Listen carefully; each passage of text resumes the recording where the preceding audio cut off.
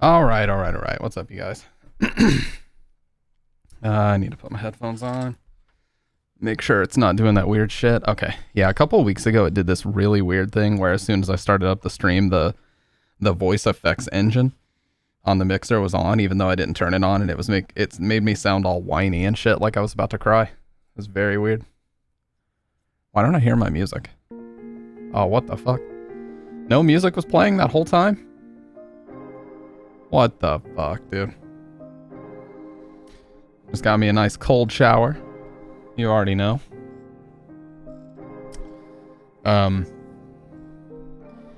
Yeah, we had a pretty fucked up day. This is gonna sound very first world problem-ish, but hey, if that bothers you, I live in the first world. I'm sorry. We had our AC was out last night. They've been doing a bunch of roofing work at our apartment complex here lately, and I guess they got some debris off the fucking roof into our AC units, and it just fucked it up. Like the outdoor unit wouldn't spin up. So the maintenance guy had to come today. He replaced a bunch of fuses, went out there and checked and found that the wiring was all destroyed. So he fixed that. Thankfully, just before it started to storm like crazy, he came back in, replaced the fuse again. Now we're good. So we have cool air circulating again, but holy shit, it was miserable earlier today, man. It was like 79, 80-ish inside. It is way too fucking hot for the cold air to be out. Way too cold. Or way too hot. Anyways, so that's sorted. Yeah, I have not played a video game on stream in upwards of 2.5, 3 weeks. So I figured tonight was the night. I have my gaming mouse. I'm not just using the MX Master. I actually got back out my gaming mouse. I can't hold it up though because it's corded. I'm not a wireless gaming mouse type of guy. I like a good solid cable. Works just fine for me. I have two of these though. The MX Master. I have one in the stone colorway here, which is like a pearl kind of. And then my personal favorite one right here, which is the black and bronze. This is good shit. Look at the thumb part especially. This is like the best looking mouse Logitech ever made. Productivity mouse. Can't really see. There we go. Yeah, it has like this diamond pattern on the thumb rest. It's fucking awesome. Shit looks clean, dude. Anyways, yeah, just took my ass a cold shower, so I'm feeling pretty good right now. Got my coffee, got a little bit of salted water. I like to put some, you know, pink salt or Celtic salt or Redmond's real salt, whatever it happens to be. Some good quality salt, that's all that matters. Some good shit. Put it in your water. It helps with your electrolytes and all that shit.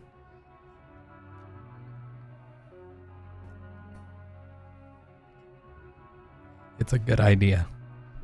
That's all I'm saying. What have you been up to, Dude Core? We haven't talked in a while, dude. I don't want to put your business out there, but are you still working at the same place?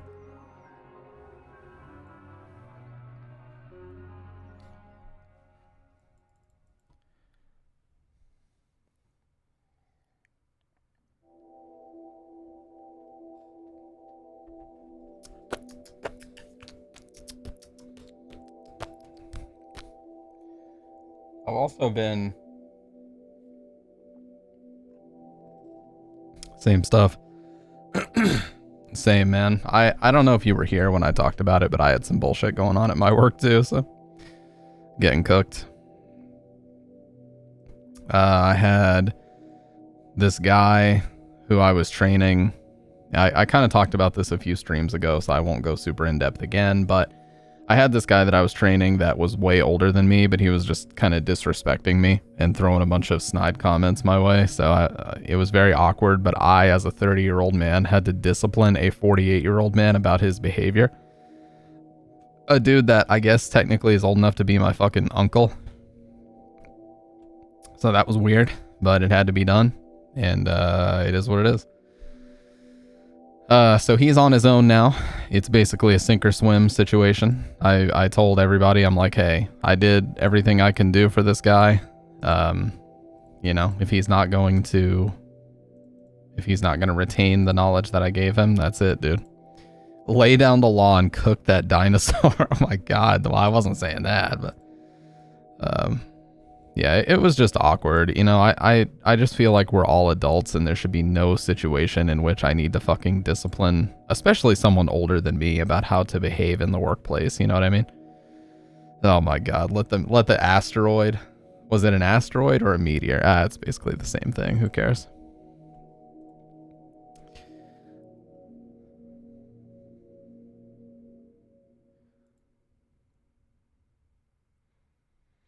Yeah, man, I see everybody's been playing Oblivion Remastered. Like, fucking everybody's been playing that shit.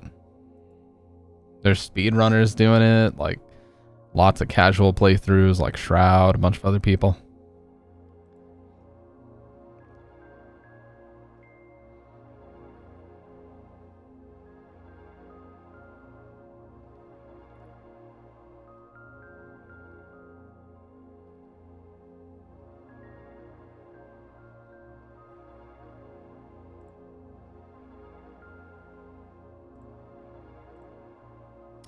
Man, this fucking music. This is the day of night.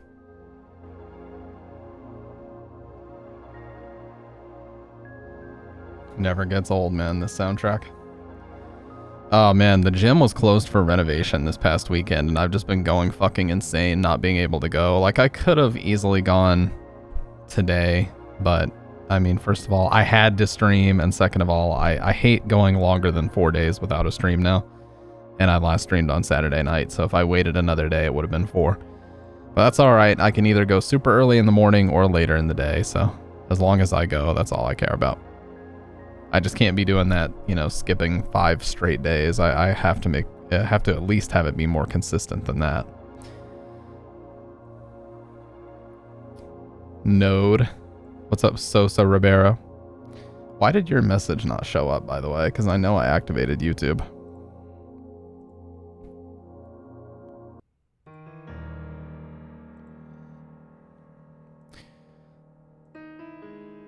Oh, there we go. Well, I unfortunately do not speak.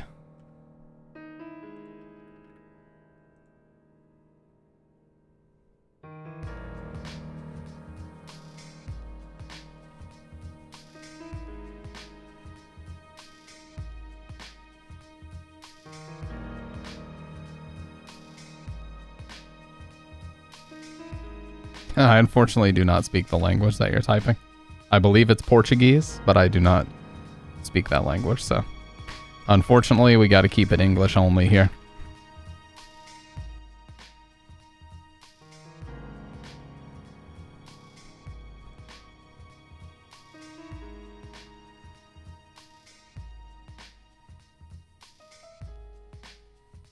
Appreciate that, dude core. I don't mean to ban you, but please keep it you know, please keep it English only. I'll have to do like other streamers have done, where basically they type English only in like 25 different languages, and they just make that a command that plays every now and then. Not a bad idea. But yeah, I appreciate you watching, but I don't understand. Just makes life easier for everybody if we keep it English only.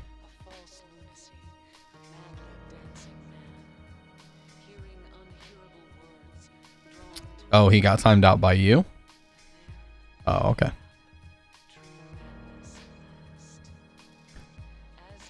Yeah, it said message deleted by you, so I figured I'm the law out here. For real, dude.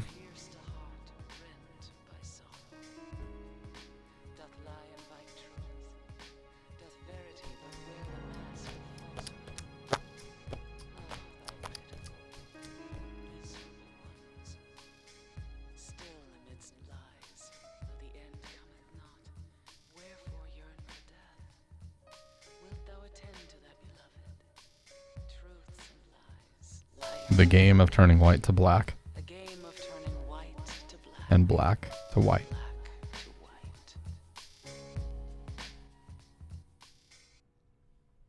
But yeah, today was fucking miserable because of that. But most importantly, we got it sorted. Now, double dipping is hard.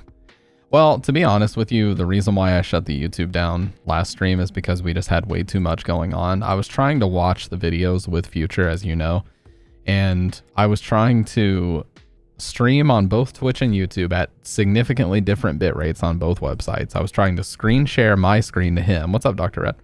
I was trying to screen share my screen to him while also accessing this website called SyncTube that makes sure that no matter how far away you are from someone else, your YouTube videos don't get desynced. It was just way too much going on.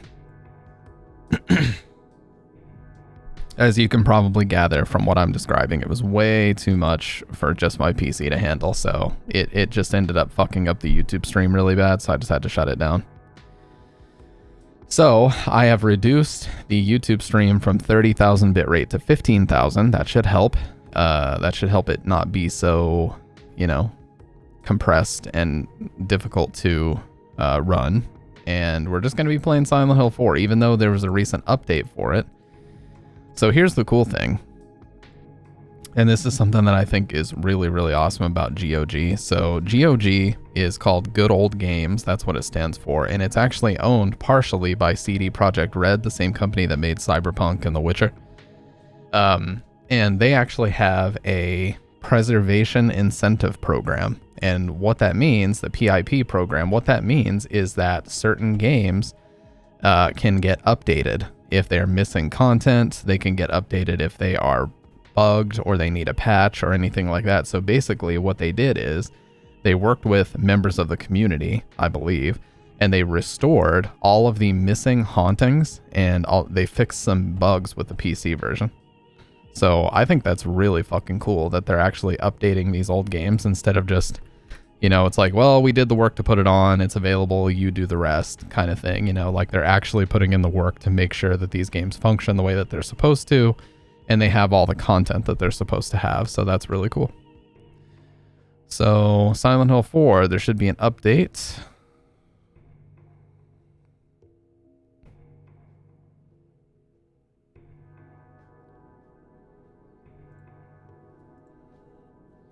Yes, there was a patch.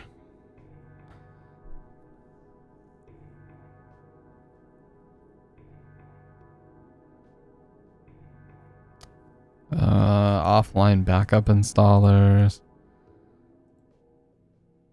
View patch notes. Okay. Yeah, March 20th, 2025, it got an update. So here's what the update did.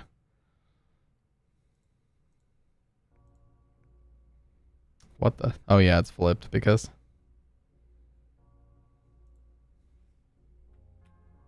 it's still doing that shit. Well, anyways.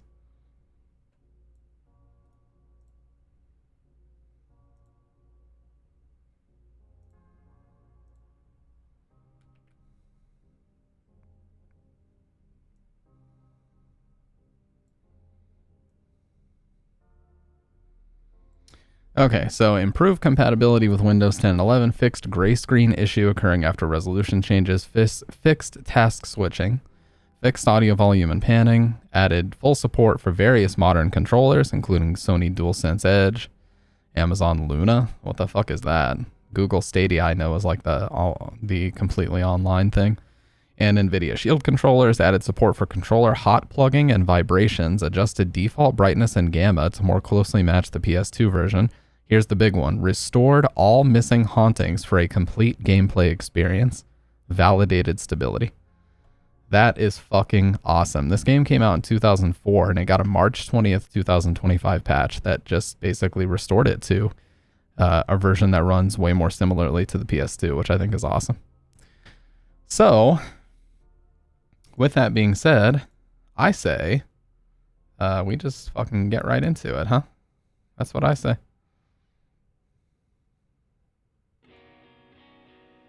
So, because I'm not in the business of wasting anybody's time,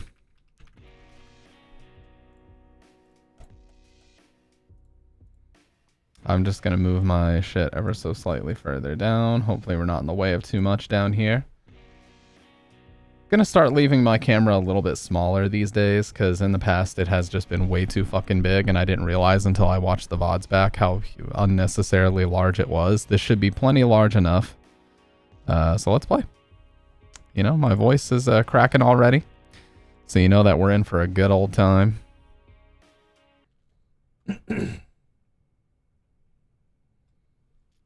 Hopefully the audio's not fucked. By the way, what's going on, Dr. Red?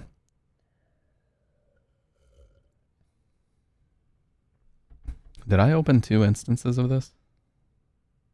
No, I didn't. Okay. Konami. It should pop up in a second. I have game capture on.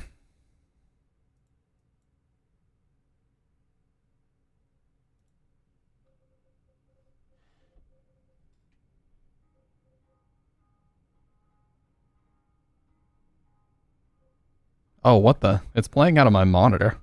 What the hell? I was like, where's that coming from? It's so quiet. This is what's fucked up, dude. Yeah, what the hell? My output device is set to NVIDIA high definition audio, and then my monitor is selected. What in the fuck? What is going on? Oh, Windows. Trying to lab some TODs with a... Oh, I call her artificial human number 18, but I know you mean Android 18.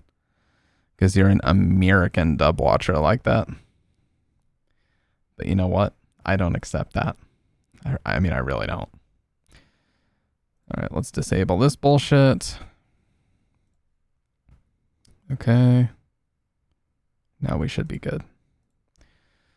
Let's launch. Oh yeah, let's make sure this is off. Everything that would be in the way of game capture needs to be turned the fuck off.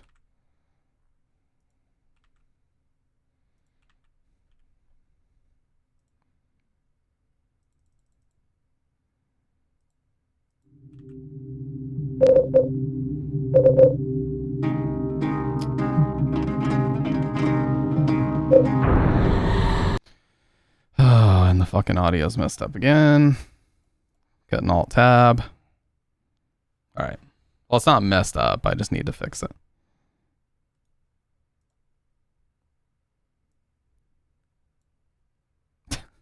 Did we have this conversation before? I don't remember. Basically, every single time you download an update for a game like this, you have to go back into like your Windows preferences and change the device that it plays out of, or it just won't fucking work like ever. So that's what I'm having to do now.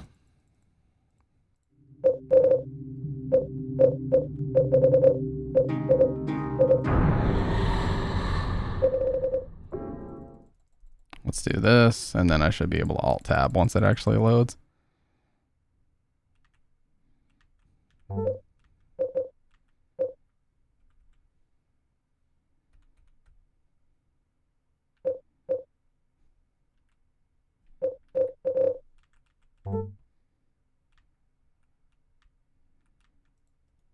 I can see what they mean about the gamma.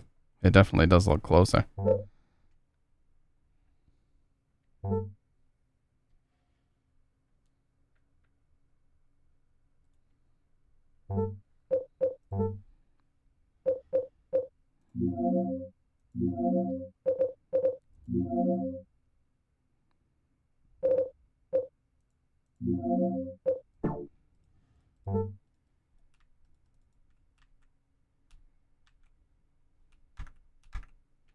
Can I change it to not be full screen?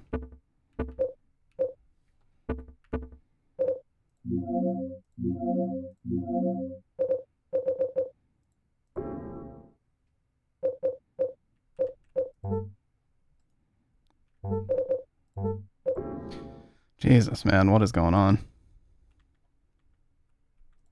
All I want to do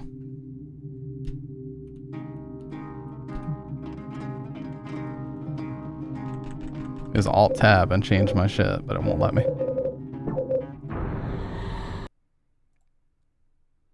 Oh. Well, there's a bug they need to fix. Unable to alt-tab while the fucking game's running. That's great. They just patched it and it already needs another update. Well, whatever. I know it ain't my keyboard. It's a brand new keyboard. And I have not enabled anything that would disable Alt-Tab. I know some keyboards have that functionality, but this one I have not done that on. So whatever, we'll just have to let it play out of the one channel.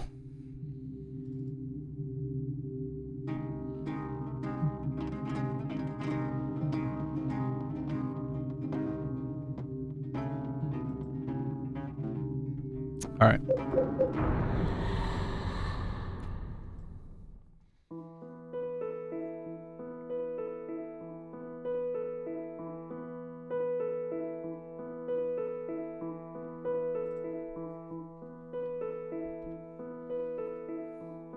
Man, this does look a lot better now. Original PC version looked super washed out here. I can definitely tell it looks better.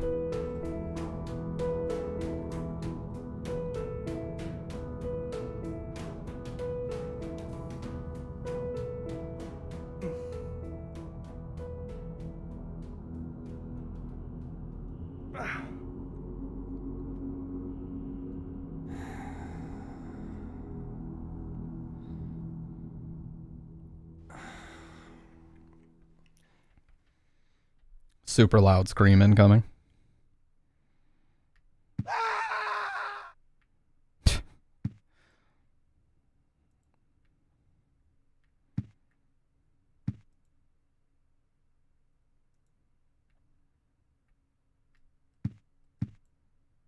Man, look at this. First person in 2004.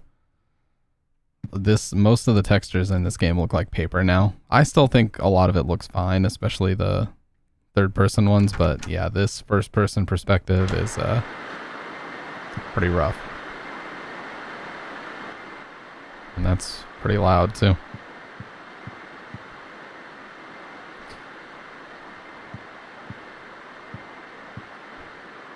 Yeah, so a lot of people when they play this for the first time, okay, so we're gonna have to move that, and I can't get off this screen, so I can't.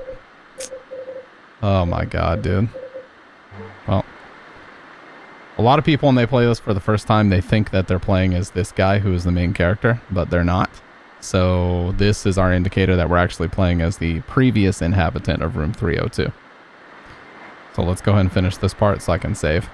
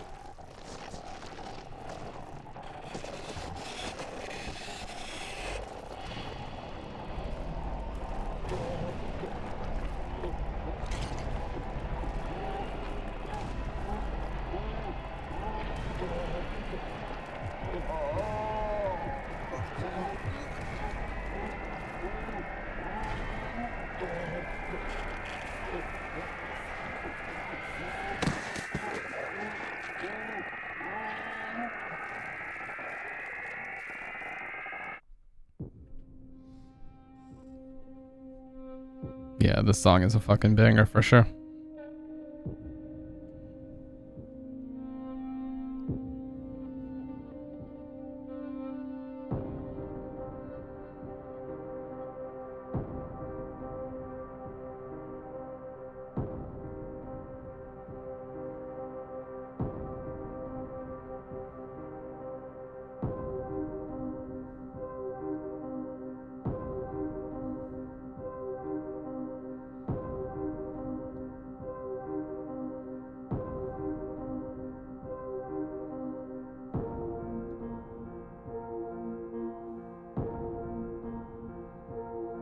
Feels good to play a game, man. Can you guys believe I haven't played a game on stream in almost 3 weeks? It's been like 2 weeks and 6 days since I played RE3. Kind of crazy.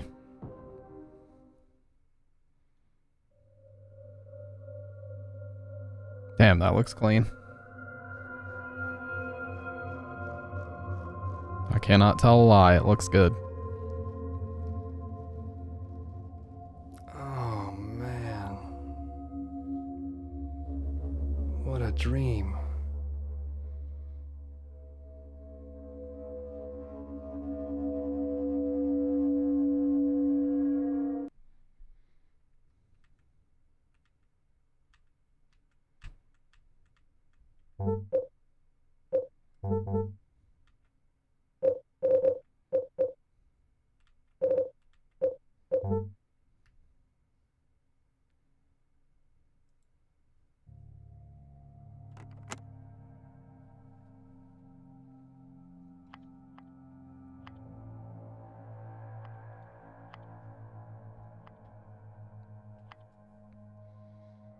You know what I've been itching to play again? Dr. Ed Murder House. But I feel like we have to save that for October 2nd because that would be the 4th year in a row that we played that on October 2nd. We did it 2022, 3, 4, and this would make 5. Or this would make the 4th year in a row. Whoa, look at his shadow. It looks like a fucking E.T.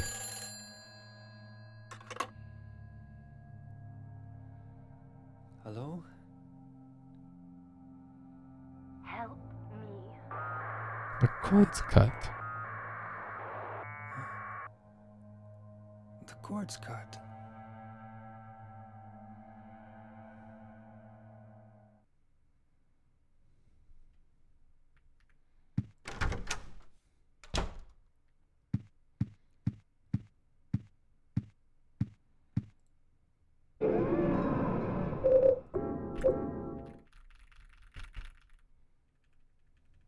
Okay, really fast. I'm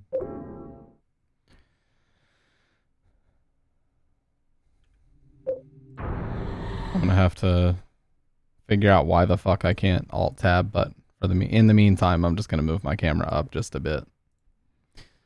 You know what? Let's find out.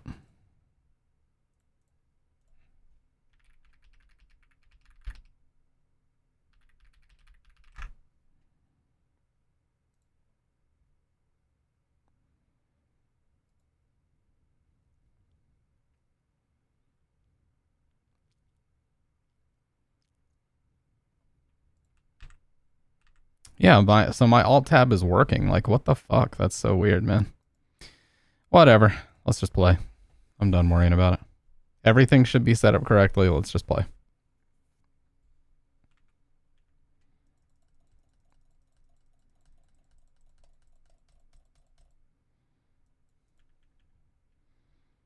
Feel the same about Alien Isolation. I try to only play it for November. Yeah. Dude, remember that one year that both of us just went insanely hard on our marathons? Like, we absolutely went way too far. All right, here, I'm just going to have to... Okay. 4 lines. There we go. Dude, we both went way, way, way, way too hard. What was it, 2 years ago now? My God, like, I did 120 something hours while also working full time, and then you went even harder. Like, the fact that your PS4 is even still it is even still with us isn't it's just a testament to the engineering of Sony.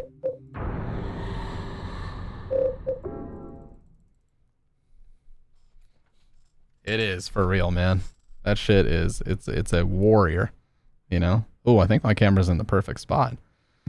It should not be in the way of the text. It should be all right.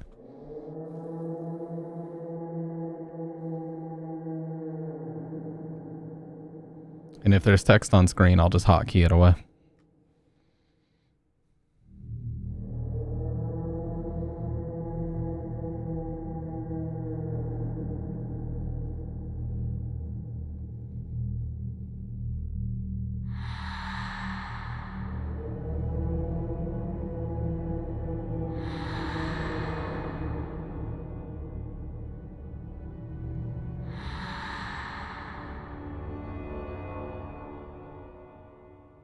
What the hell? What's going on here? Eileen. It's so annoying how he says that at the end. Eileen.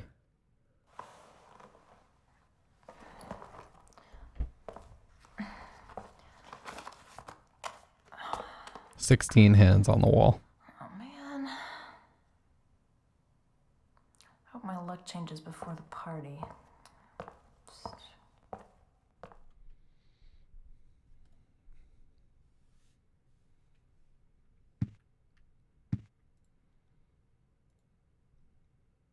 Did they ever fix this being a... No, they didn't.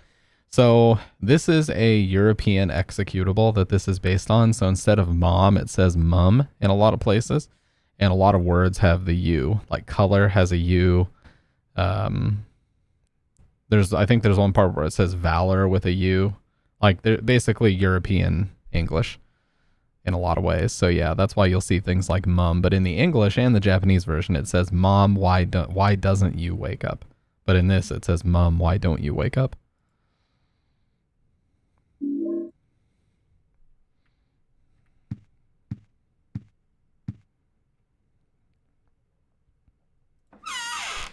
Yes, and like the video we watched outlined, this game completely changes the inventory system. We don't have anything right now, obviously, although I will get a couple things out of the fridge. But you get 10 items. You can see that indicator here across the bottom. You can hold 10 things. That is it. There's no way to expand it. There's no way to change that. There's no way to drop items. You have to come back to the apartment every time you want to get rid of an item. It just part of the game. You got to get used to it. I do love this sound though. It's a fucking awesome sound. All right. Dude, I've missed the echo reading. We have not had any echo reading in so long. I've missed it. And this version is so high quality. You can see they look like Roblox characters in the background. Also, there's a big mistake right here. This tree right in front of us, the leaves are just hanging off. You can see they're not even attached to the branches, but when we look out the window again, they are attached. So for this small little cutscene here where Cynthia goes down into the subway, the fucking leaves are just hanging in the middle of nowhere. Not even attached to the tree.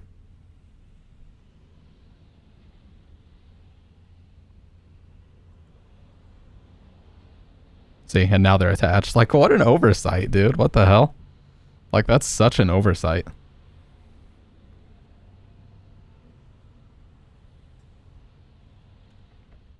Well, what the hell were these devs doing, dude?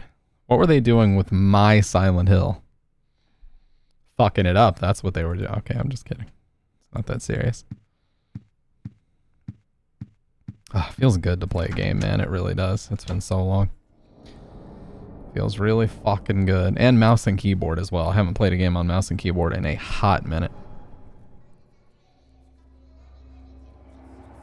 Somebody in there?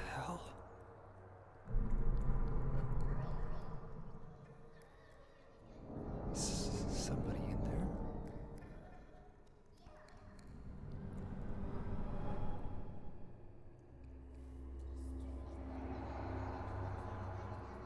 I wonder if I can get out this way.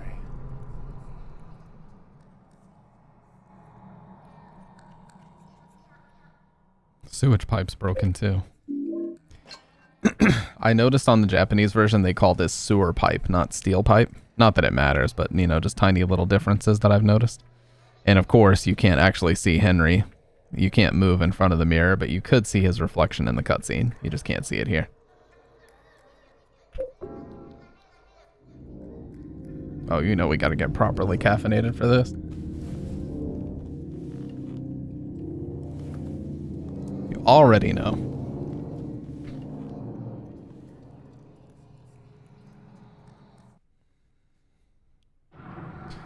Alright, so you can hold W here, but you can actually hold shift as well to move slightly faster. So this is just W. And this is shift. So it's actually noticeably faster. Thankfully, you only have to do this once.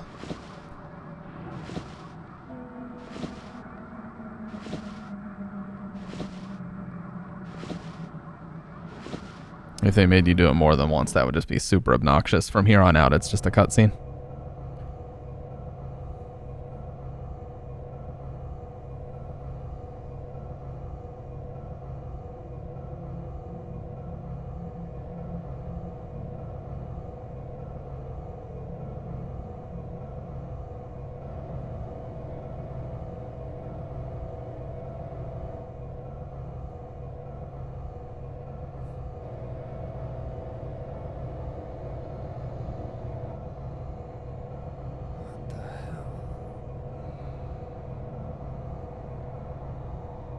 Yeah, there's also really cool stuff. So around this time, in Japan, around this time, they started using websites to market their games, or promote their games, I should say. And so they would basically do kind of what movies used to do in the mid-2000s, where they would just create like SilentHill4.com, or, you know, I believe they call the website bookoflostmemories.com. And what it would let you do is you could basically go there and read additional info about the characters and different cutscenes and scenarios that are not in the game. So it actually filled in a lot of the missing information that the game doesn't necessarily tell you. So we'll talk more about that as we go through. Who are you? What's your name? Silent Circus is the track here. Henry. And you? This is my dream, and you don't even know my name. It's Cynthia. Your dream. That's right. This is just a dream. And a really terrible one, too. I hope I wake up soon. So you think this is a dream, huh? Dude, look at all that blur. Holy Well, shit. If it's not a dream, what is it? Anyway, I want to get out of here, but I can't find the exit. Say. Say, will you help me find it? I'm kind of scared all alone. I'll do a special favor See, favor with a for U. you later. Yeah, and that's another part of it. It's just a dream, so I might as well have some fun.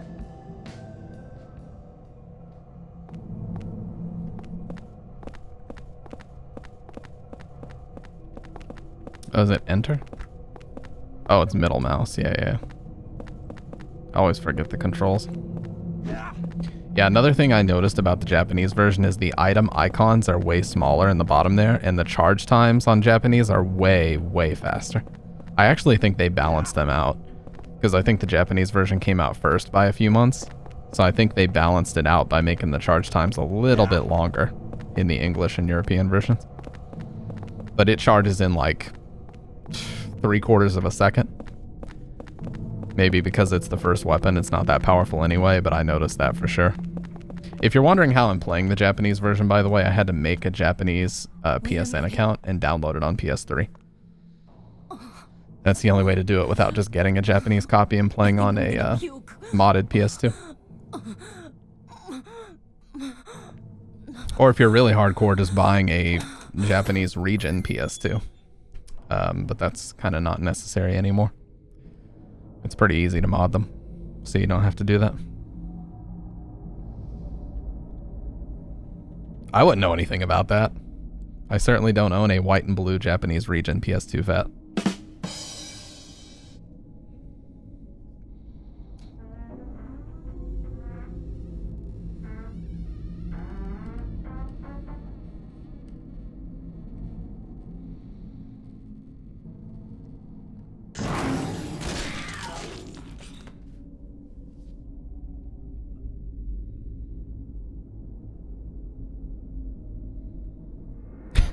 I was still laughing at the fucking Silent Hill 2 joke that they said in that Twin Perfect video, where they're like, they just flat out say, like, James murdered his wife because of X, Y, and Z, and then Fungo just goes, that's what I'd do.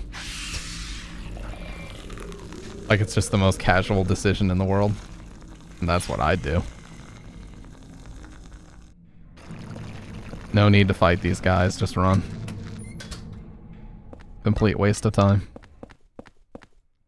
Where could this crazy hole lead to?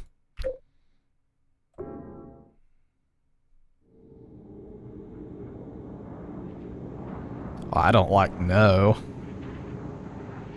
I don't claim to know everything, dude.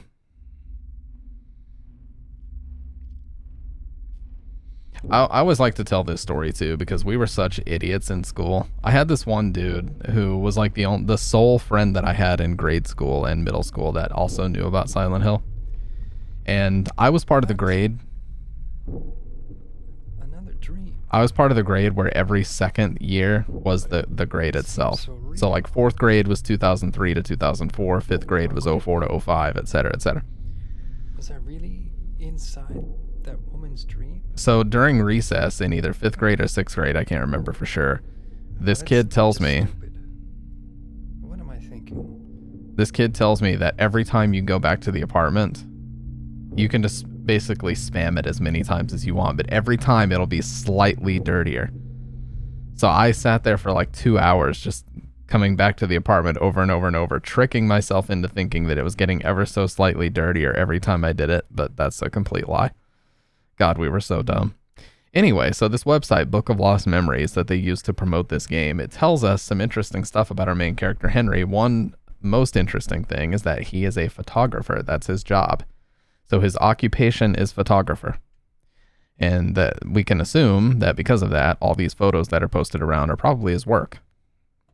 Because he says, this is a photo of the church I ran across while I was visiting Silent Hill.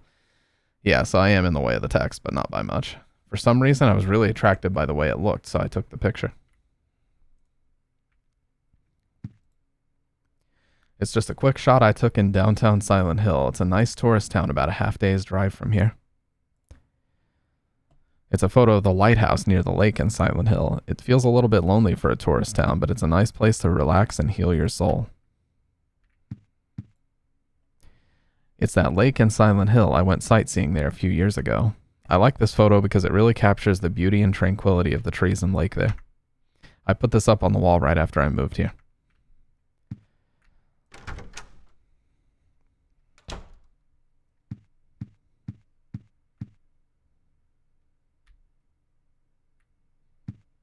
Oh yeah, we never read this.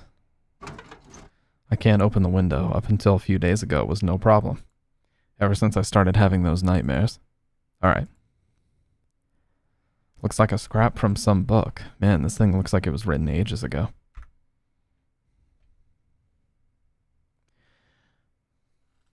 Okay. Through the ritual of the Holy Assumption, he built a world. It exists in a space separate from the world of our Lord. More accurately, it is within yet without the Lord's world. Unlike the world of our Lord, it is a world in extreme flux. Unexpected doors or walls, moving floors, odd creatures, a world only he can control. Anyone swallowed up by that world will live there for eternity, undying. They will haunt that realm as a spirit. How can our Lord forgive such an abomination? This part of the book is too damaged to read.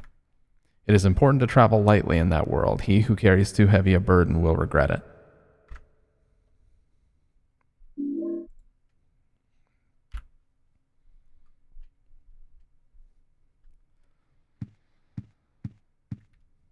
Yeah, so disappointingly, there's really only 2 pistols in the game. You get Richard's revolver and this pistol here, and that's it. There's no other gun in this game. This furniture's been here since I moved in. Huh? That's weird. Somebody moved it. Who could have done it? Alright, so we have this pistol here. Easy to use handgun, but not much stopping power. There's a message carved in here. It looks like they used an ice pick or something. The faint hope I had is slowly changing to despair. That's kind of to tip us off that Joseph wrote this, because we find out later on that in the ritual, Joseph was despair. What's up, Malum? This patch is really cool, Malum, I gotta say. They apparently even adjusted the brightness and the gamma to more closely match the PS2 version, and I can definitely tell. It looks way, way closer. The PC version was originally really washed out. Like, badly. I've somehow managed to tunnel this far, but no matter what I do, I can't get any further. The hallway, the windows, the walls. It feels like this room is stuck in another dimension. Eileen never noticed.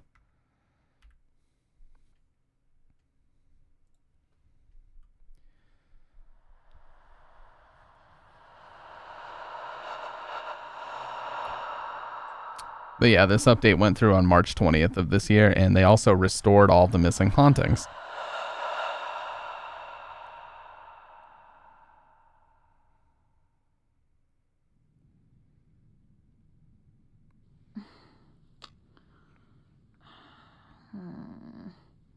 Where did I put that damn broom?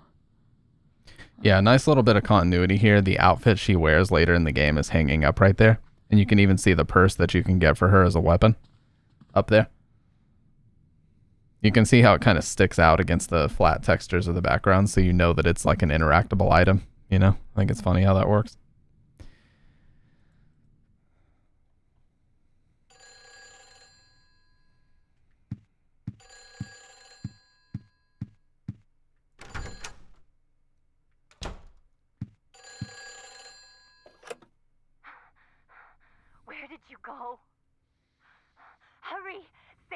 How you been, Melon? If you need a token, there's one here. Also, after the stream on Saturday night, dude, my voice was actually shot. We talked so fucking much that night. That was a fun stream, though, for real. That was a really fun stream. Okay. Now you can hear her sweeping up the stuff out here.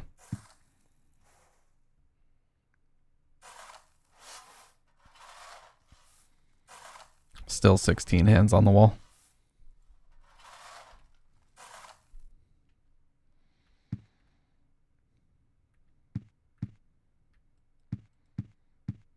I was talking about that fucking Silent Hill 2 joke that they make where Fungo's like, James murdered his wife because she was sick, wasn't getting any better, he was frustrated with this, that, or the other, you know, he goes through the whole thing, and then he just goes, that's what I'd do. It's so stupid, dude. I don't know why that makes me laugh every time.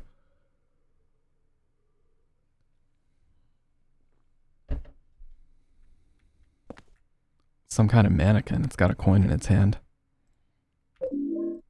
Lynch Street. Yeah, they couldn't get any more obvious with the David Lynch reference here. But yeah, train token for the subway's Lynch Street line can be used any number of times. It's funny, until he examines it a second time, he doesn't even mention Cynthia, but it's some kind of mannequin. Creepy. It sort of reminds me of Cynthia. A tad. Just a tad, I would say. I'm going to take a hit here. At least one. Oh, wow. Got lucky there.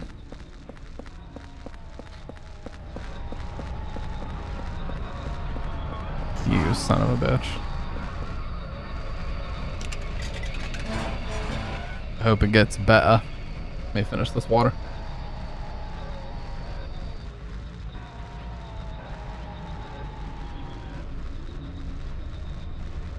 Have some lightly salted water.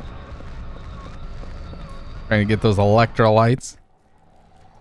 Yeah, big point of contention. A lot of people really hate the ghosts in this game. So here's kind of our first introduction to that. Actually interacting with the ghosts or running away from them. I think there's a health drink in here. Nah, nothing in here for me yet. But he does say it's filled with some kind of weird stuff. Later on we can get another weapon for Eileen here, but not yet. Now we just gotta go.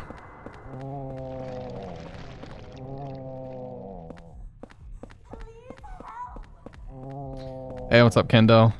So this is the PC version, and they did a massive patch on March 20th of this year. Hang on, let me turn this down a bit. They did a massive patch on March 20th of this year that fixed a lot of the problems the original GOG port had. So some things are different, but basically all of it was in the name of making it more similar to the PS2 version. So they restored all the hauntings, they even adjusted the default gamma and brightness settings to match the PS2 version exactly, and a lot of things. So the run speed could certainly be a part of that. I wouldn't be surprised. GOG has a new program. It's called like the Preservation Incentive Program or something.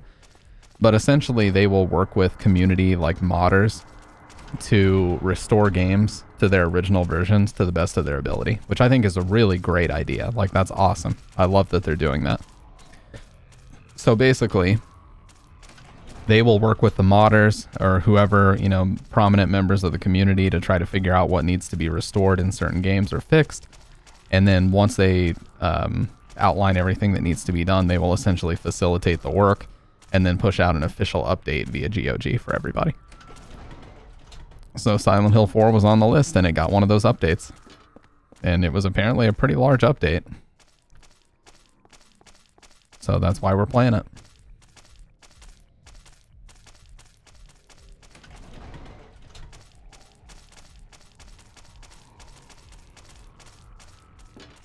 I keep forgetting I don't have to wait on Cynthia. That's all. You just go.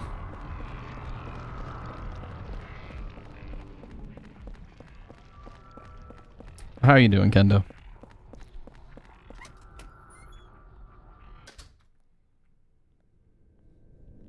Yeah, no matter how fast or slow you are there, she doesn't follow you in this room. She just kind of separates from you. Nothing can be done about it, unfortunately.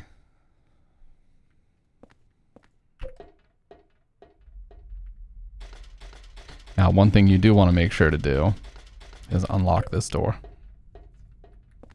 Grab this ammo too while you're over here. Small diameter bullets for use in the pistol, not very powerful. This is going to be useful for later.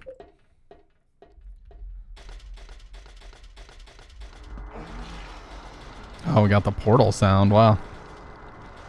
What? How did I take that hit? New car's plate later. Nice.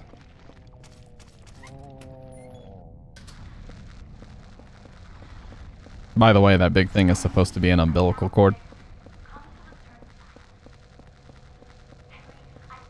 Don't do it. You son of a... I might take 2 hits here. Oh, okay. Not terrible. A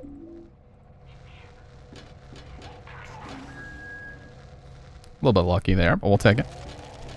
Now, I agree with Twin Perfect. These enemies are just fucking dumb. You thought you were being clever there, didn't you? Oh my god, I got bitch slapped. At least I wasn't by the first one, though. Okay.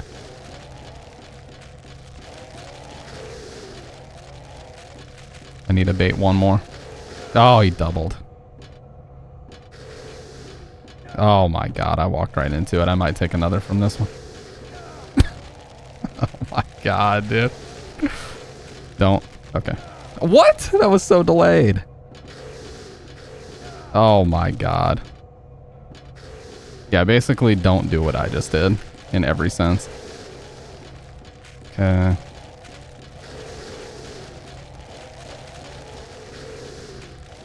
Okay.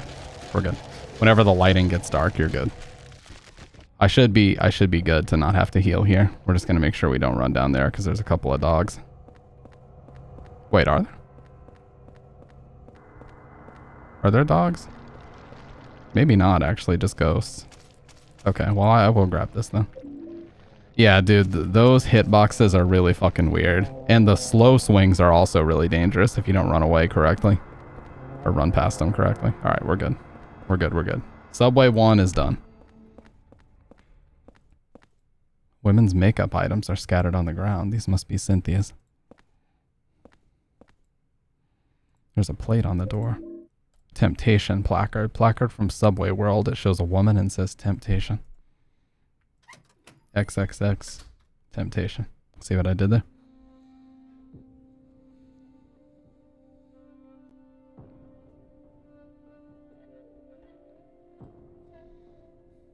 Are you alright? In his very polite Canadian. Okay. Yeah, are you okay? Very polite Canadian accent. It's just a dream, right? I think I drank too much last night. I never got to do that special favor for you. I feel like I'm dying. Okay. It's just a dream.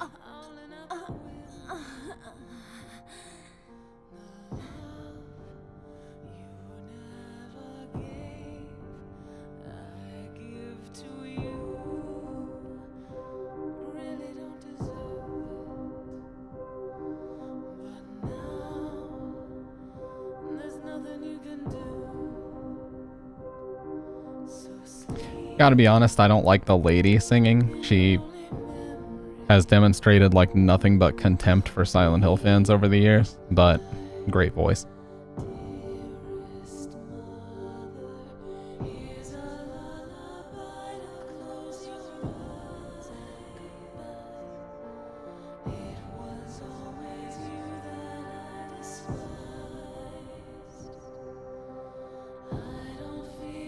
Everclear will do that too.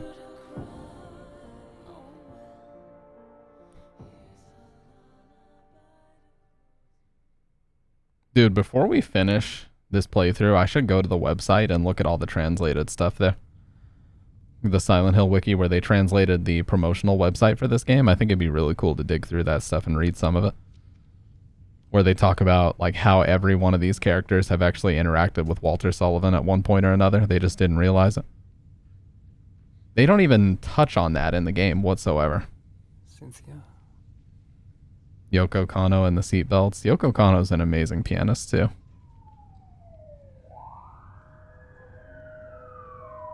Man, what's that noise out there? The manual and the overall game doesn't even get into the fact that Henry is a photographer either. Like, they don't even touch on half of the information about the characters in this game. So that's the only reason why I say that.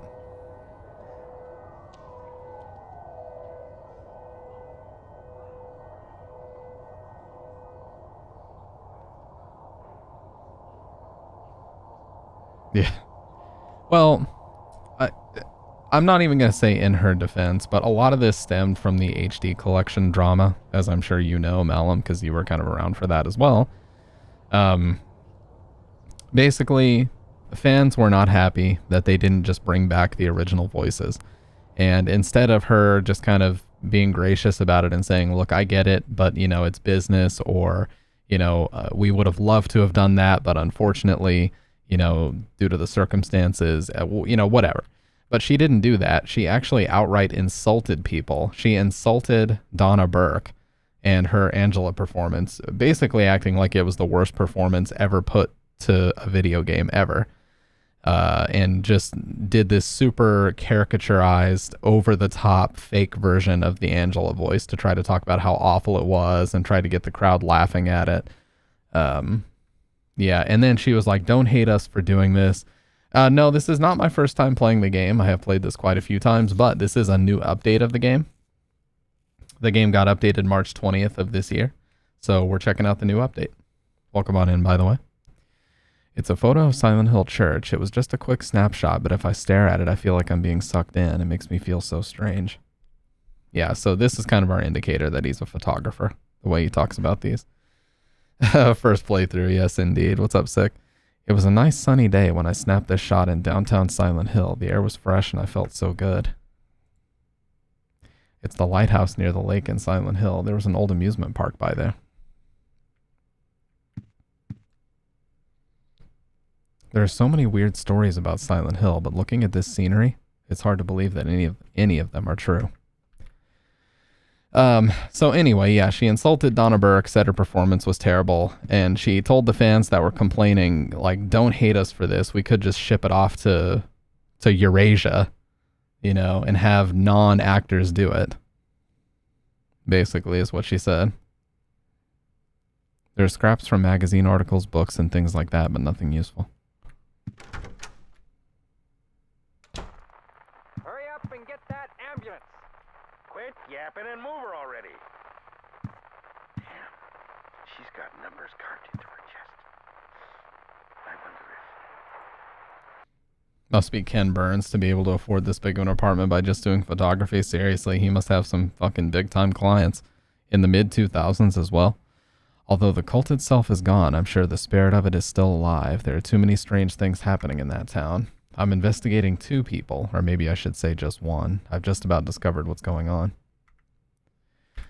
First time I've seen your channel, I love seeing people play it, especially the GOG update. Hey, I appreciate that, man. I always love sharing these games with people. They never really get old for me, you know? Silent Hill 1, 2, 3, and 4, they really don't get old. I enjoy playing them any day of the week. We actually have played some really interesting versions of this game, too. The most interesting version I've played is actually the downloadable Japanese PS2 Classics version.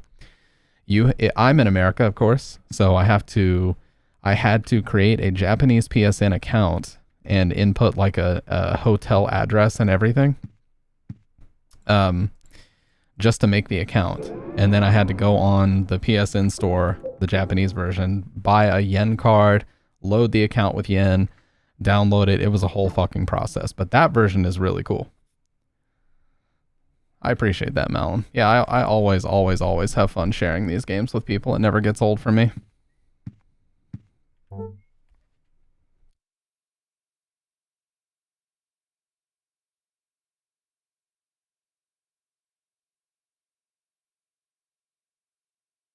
Appreciate you, Dr. Red. I was going to do the same.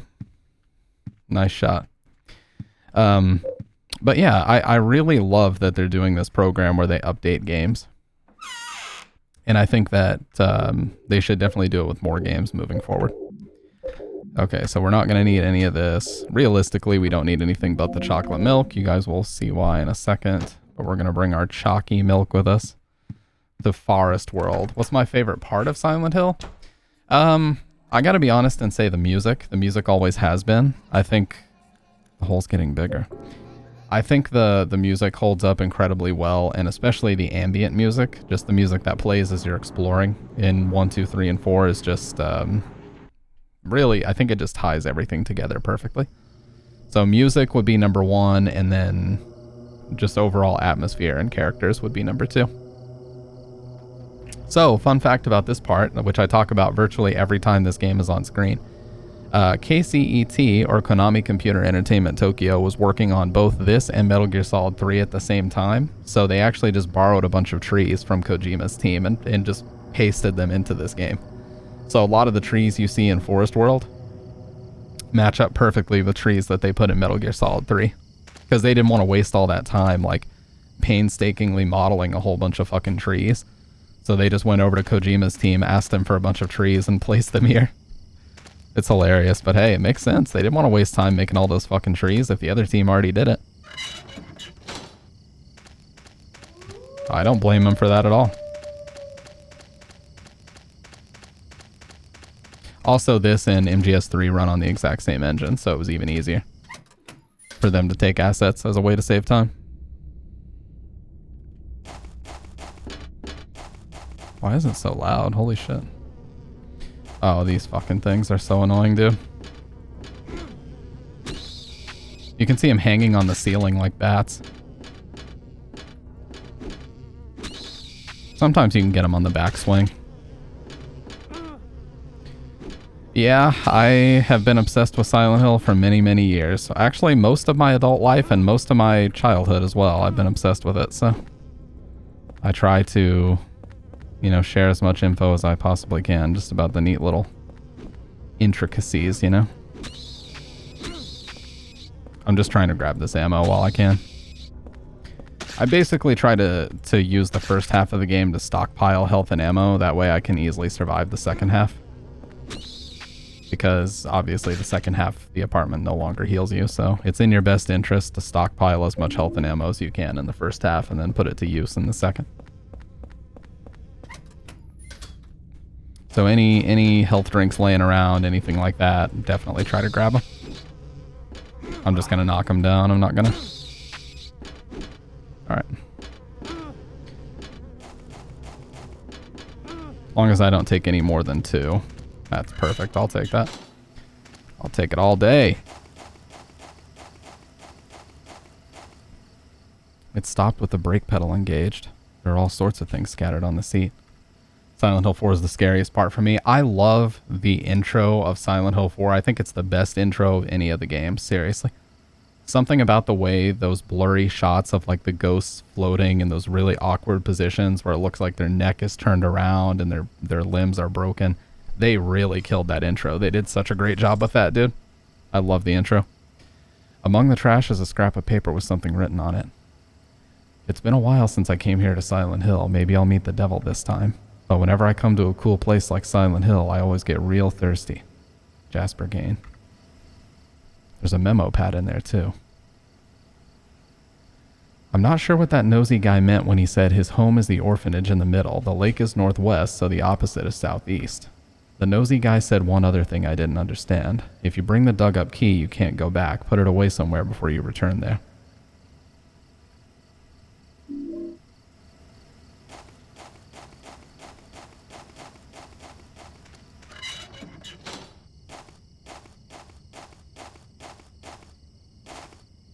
It's our boy Jasper. So you came to... Also, really quick, check out Jasper's shirt. He's got the demon Samael on his shirt. He shows up in front of the camera and does like this really over-the-top gesture in a second. It'll be really easy to see it. But it's basically the demon from the ending of the first game he's got on his shirt. Investigate this stone too.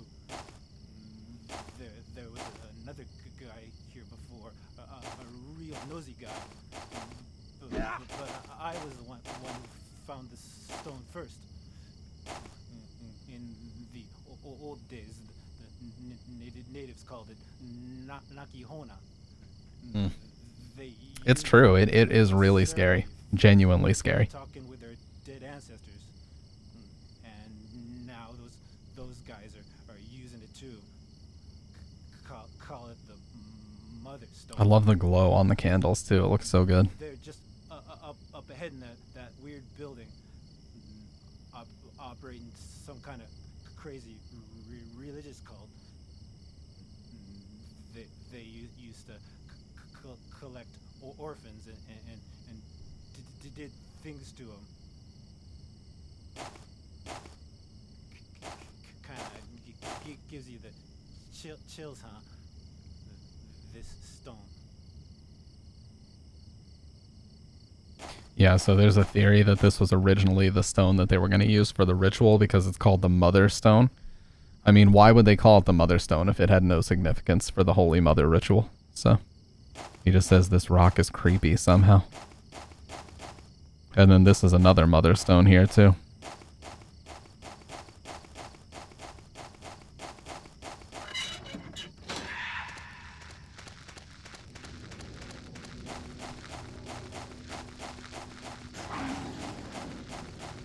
Oh, we actually got a little bit of a dog boost right there. That's how it works, where the dog pushes you, but you don't take any damage. I gotta get through this little... Okay.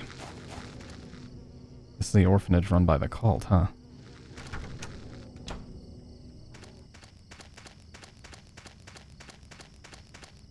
Alright, so we can't get through here yet. Which is fine, because we're actually just trying to go to the cemetery.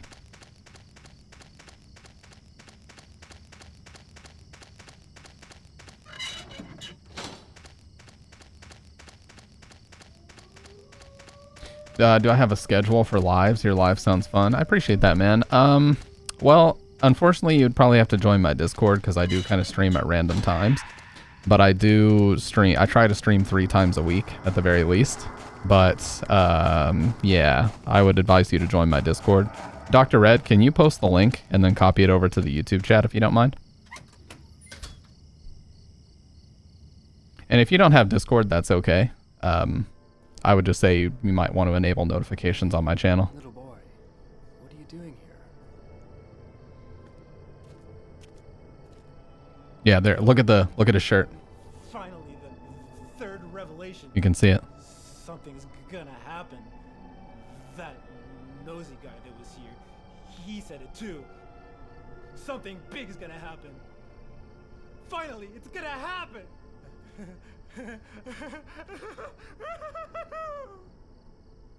Also think it's kind of creepy the way when he gets hysterical like that, his stutter goes away. You ever notice that? He doesn't stutter at all at that section because he's getting so worked up.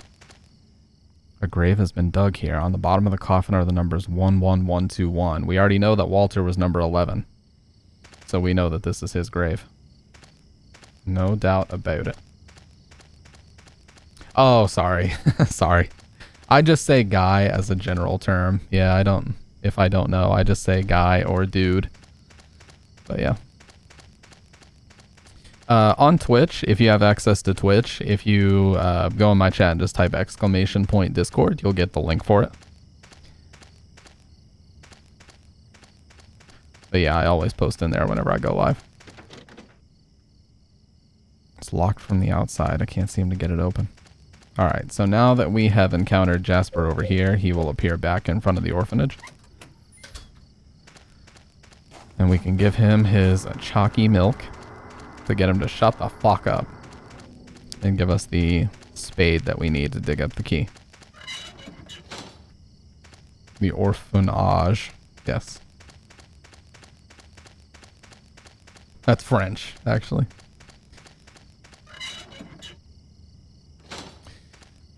Yeah, Walter's a really good villain, and I think it's cool how they pretty much expanded on the fact that Walter is just mentioned in a memo or two. He's mentioned in the memo in the Trick or Treat game show in Silent Hill 2, and they made him into his entire villain with, They made him into a whole ass villain with actually an interesting background, you know?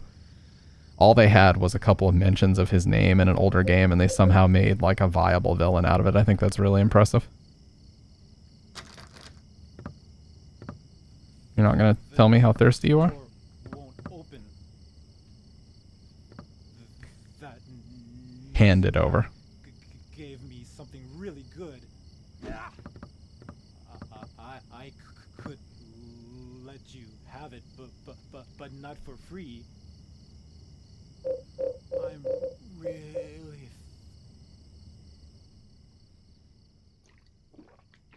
He drinks this chocolate milk for a fucking year too.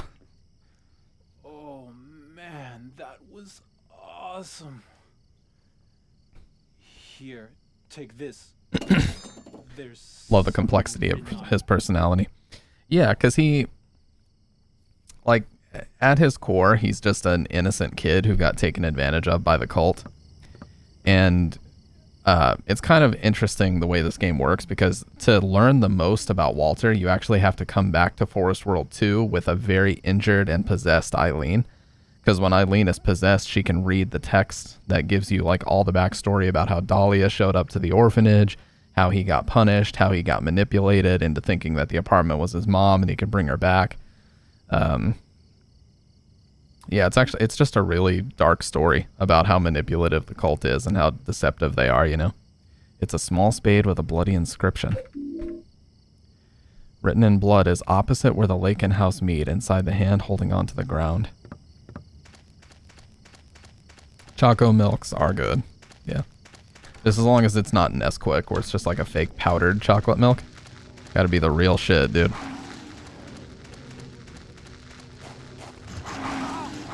Ooh, only one hit. That's pretty good there.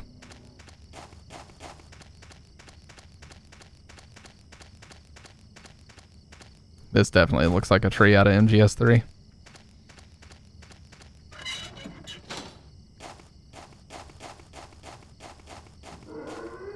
Alright, so this is the hand that they were referring to. So if we just look toward it and dig a little bit further back.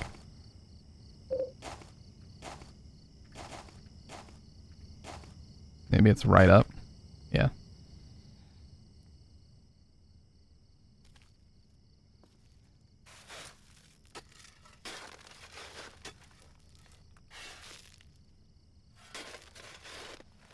But yeah, as you've probably seen on my channel, I actually make a lot of videos about Silent Hill. Some of my older videos I don't think they're very good, but I do yap about Silent Hill quite a bit around these parts. It's just part of my DNA.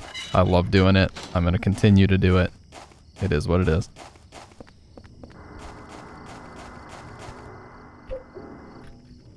Now, if we keep the key, we will literally loop forever, so we have to go back to the apartment and put it in the item box. Once we come back to the orphanage, we'll go through the hole that's in that center area, get the key back out, and then we're finished with Forest World 1.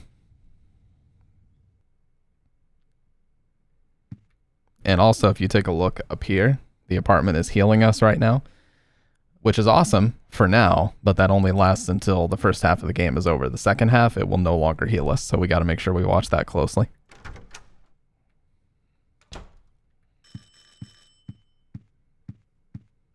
Are you in there, Henry?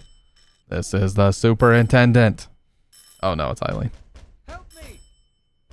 Help! Let me out of here!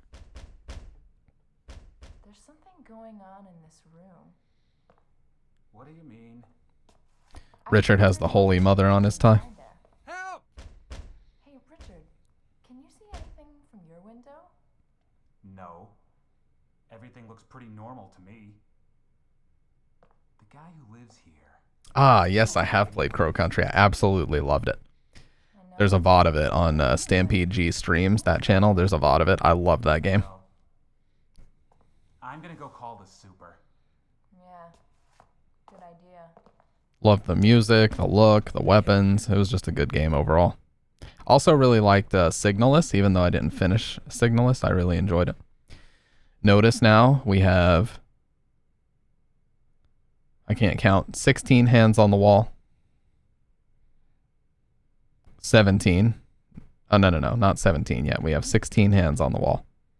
Started with 15.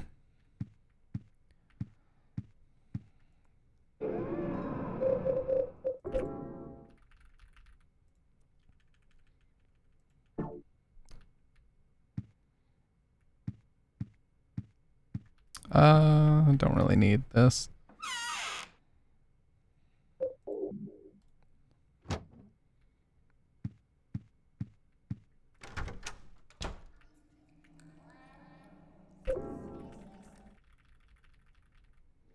Yeah, Crow Country and Lost in Vivo are a couple of my favorite indie horror games that I've ever played. I also really like Puppet Combos games, Power Drill Massacre, Murder House, you know, Sniper Killer. I like a lot of Puppet Combo games. They're really cool.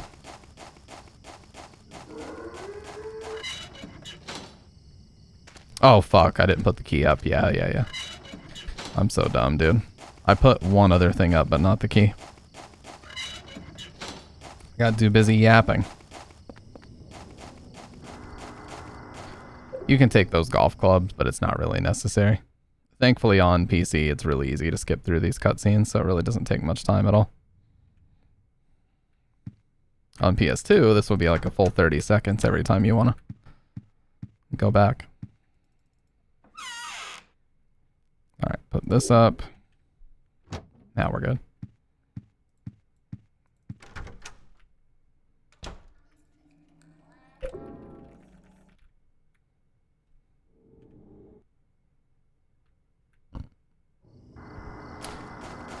Yep.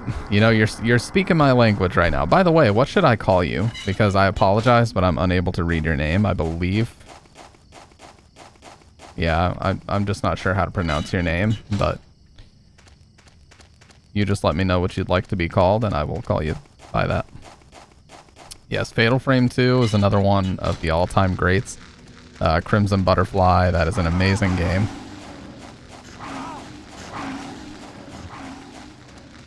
That's special. Appreciate that.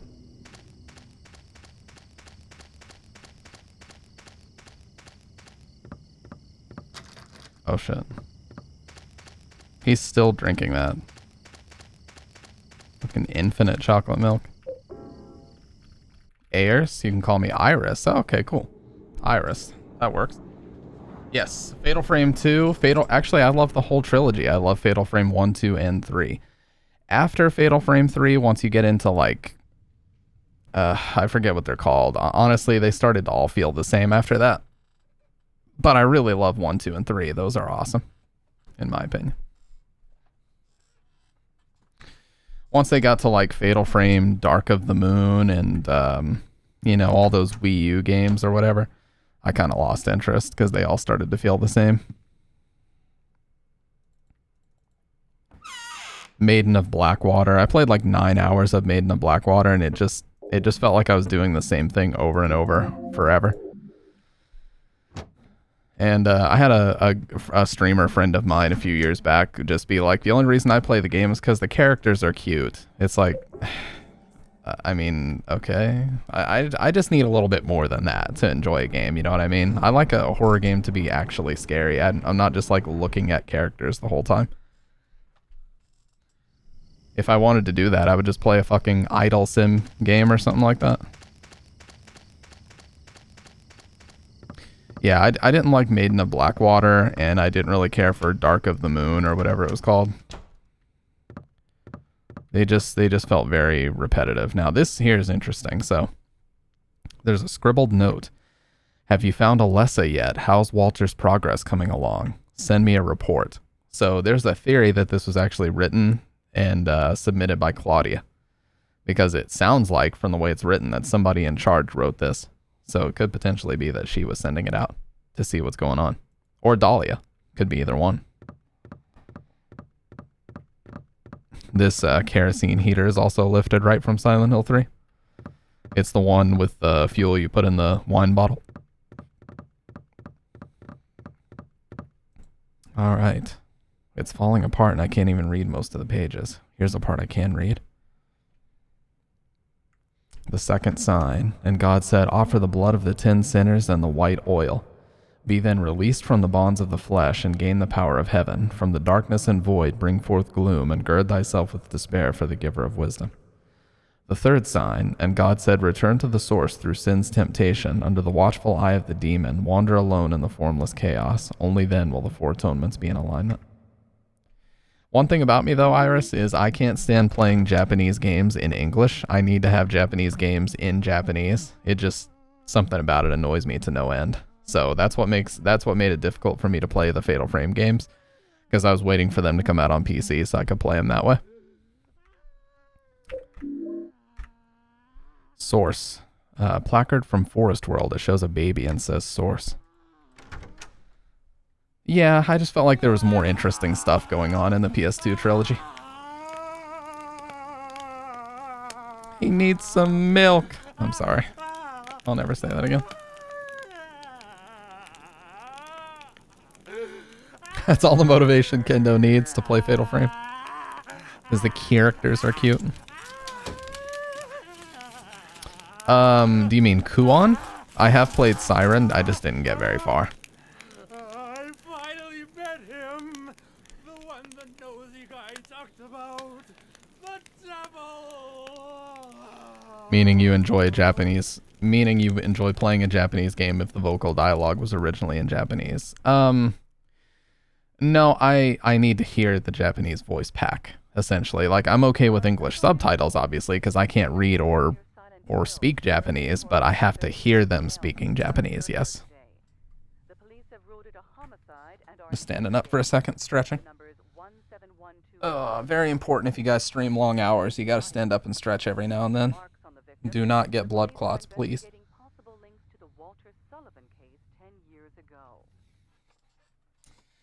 Also, Iris, I recently played Rule of Rose. Rule of Rose is another very rare and sought-after PS2 game. And I thought it was pretty good, although it was very repetitive as well. But it was still pretty good. But I have not played Kuon. Interestingly, though, you probably know this. Kuon was made by FromSoft. So, you know, the company that everybody's talking about right now for Elden Ring, Sekiro, Bloodborne, Dark Souls, Demon Souls, all that, they actually made Kuon. Could that forest world have been somewhere on this photo of Silent Hill? I wonder if there's a connection between Silent Hill Church and the orphanage in the forest. Apparently, it's super rare to have a sunny day in Silent Hill. I was just a lucky tourist to show up on that day, I guess. There's a rumor that something weird happened at the amusement park near this lighthouse a few years back, but nobody knows the truth. Yeah, so every time you come back from these first few worlds, he says something different. I take it you'll probably play Silent Hill F with the Japanese audio track? Absolutely. Considering it's looking to be the first SH in the entire series to actually have the character speak Japanese. Yeah, other than Gaisi, he's kind of layman Japanese in that ending. You know, there's a lot of people that don't realize that is Gaisi. He's saying that. This is the superintendent. Are you in there, Henry? Speaking of James, here's his pappy now. Yes, this is canonically James Sunderland's dad. It has been confirmed over and over. Is anybody home?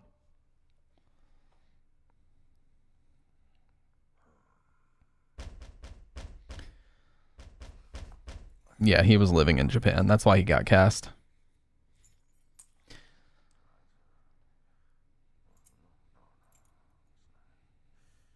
Him and Dave Shoffley were both businessmen of some type. I don't know exactly what they do, but they were like basically salarymen living in Japan at the time. Oh, we got an extra hand on the wall now. 17. 7-8. Playing Silent Hill F with English is akin to watching dub anime. Yeah, I don't do that. I really didn't like Rule of Rose. I slept through it, but the story is good. Agree. That's a big agree. Iris, you and me seem really like-minded. You should definitely hop in the Discord because we talk about horror stuff in there all the time. I'll grab you a link here in a second. Yeah. That sound. It's the same one as back then.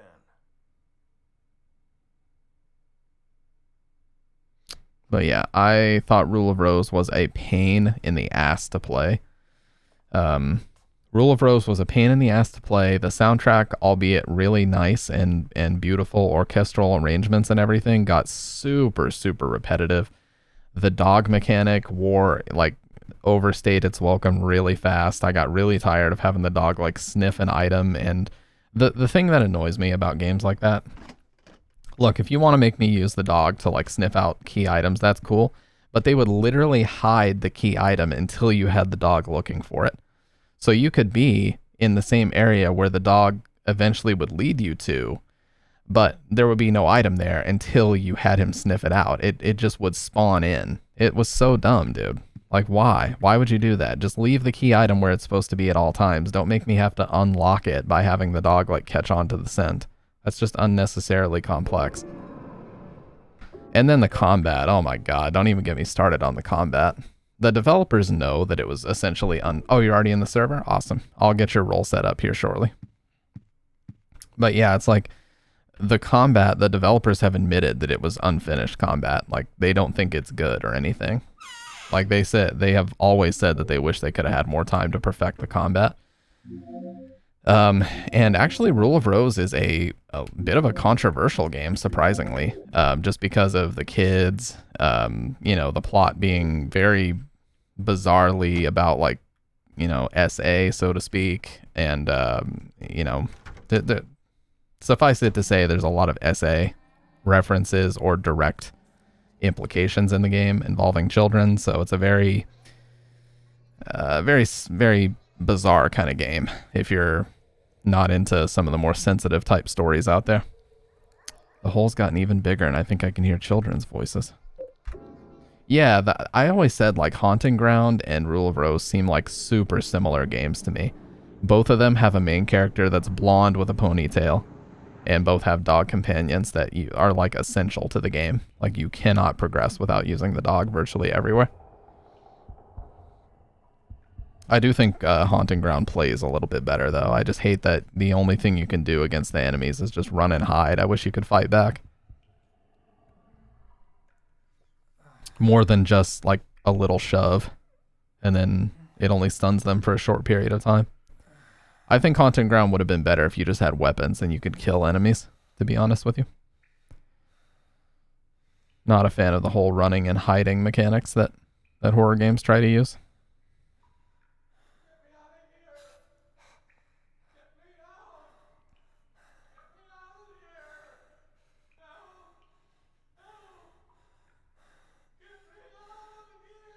But it's, to your point, I think that PS2 horror is kind of the peak. Because what was interesting about the PS2 era of survival horror is that horror games were considered AAA.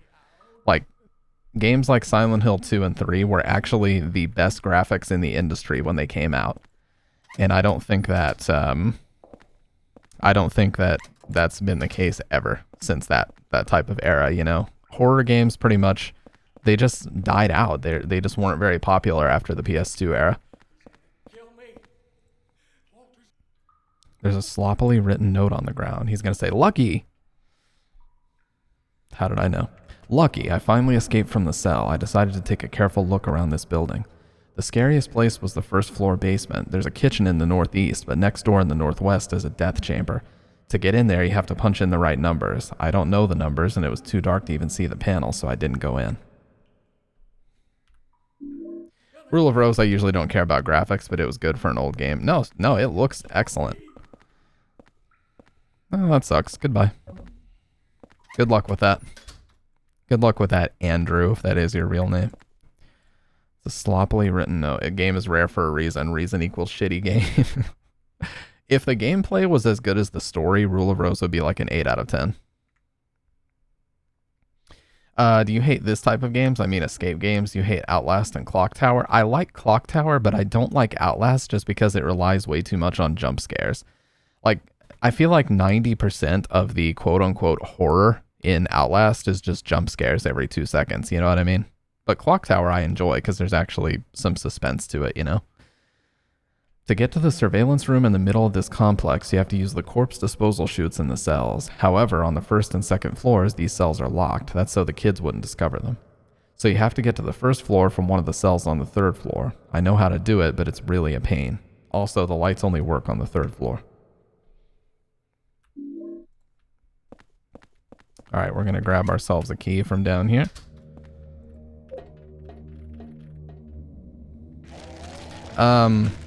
As a big horror wuss, I played through Outlast without breaking a sweat. Yeah, it's like if you're sensitive to loud noises, you wouldn't like Outlast, but otherwise I feel like it's a really easy game to get through. Clock Tower Rewind. I have not. Is that the re-release that's on Steam? That sounds really familiar. I should definitely try it out.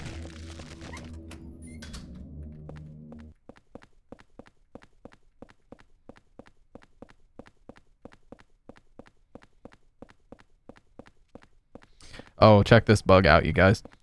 So on PC, the shadows don't render the item that he's holding, so you can see the gun is just an unrendered square. You see that? He's holding something, but it's just an unrendered square, because it's not actually shaped like a gun. On console, that's not a problem, but that's a bug on PC that still is here, even after the update.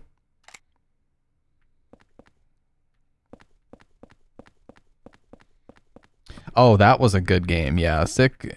I forget what it was called, but it was basically like an I Spy type game with paranormal encounters. That was a really cool game. I still have that because I think that was an itch.io game that you just kind of downloaded and ran.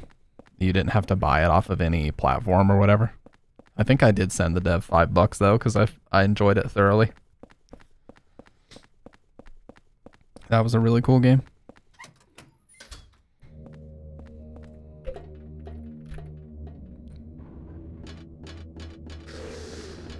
Oh my. Ooh, oh my god, not the double.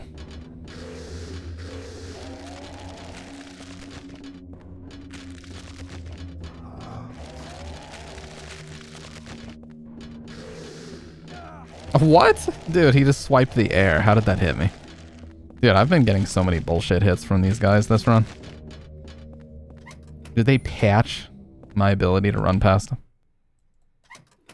Alright. This seriously looks like the big shell from Metal Gear Solid 2, this part, with the water.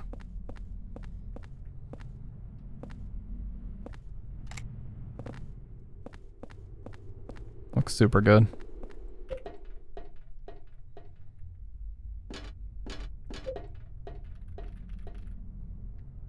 Oh yeah, we gotta turn on the sluice gate. Clock Tower 3 has scenes that made me laugh. I don't feel scared. I feel enjoyment about Clock Rewind. It was released a short time ago, but I didn't like it. Wasn't, there is one Clock Tower game that's like Greek mythology, and you have to use like a bow to fight Zeus at the end, or a dude that looks like Zeus. I don't remember which one that is, but it's really fucking weird. It's on PS2. I saw somebody play it, and the final boss looked just like a complete pain, and just nothing but annoyance to get through.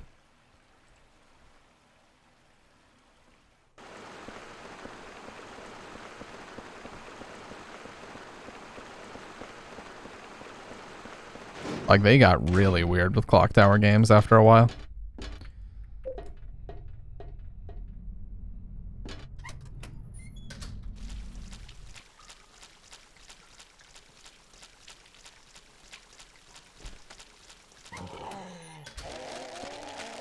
Oh.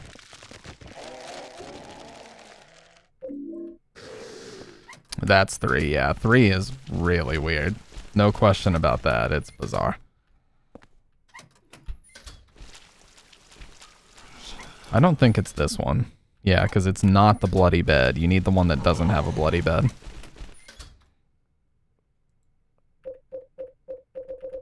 I actually think 3 of them have holes.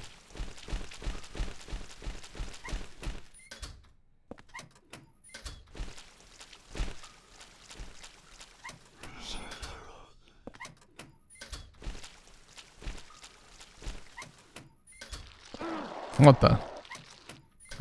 I did not hold W there. Yeah, pretty sure this is the one, actually.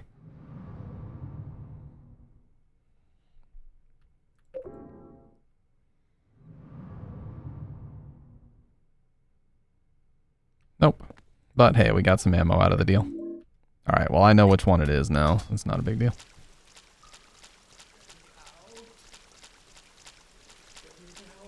Second one without a bloody bed. It's also crazy because on PS2 you can almost barely see anything here.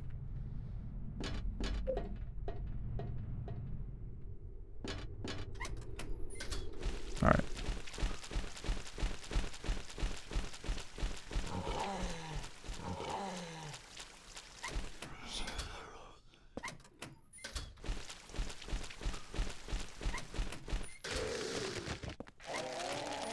Yes, absolutely. I think the PS2 era was the peak of horror games. I don't think that's really disputable. Dude, if I seriously went down the same one, I'm going to be so annoyed. I think I did.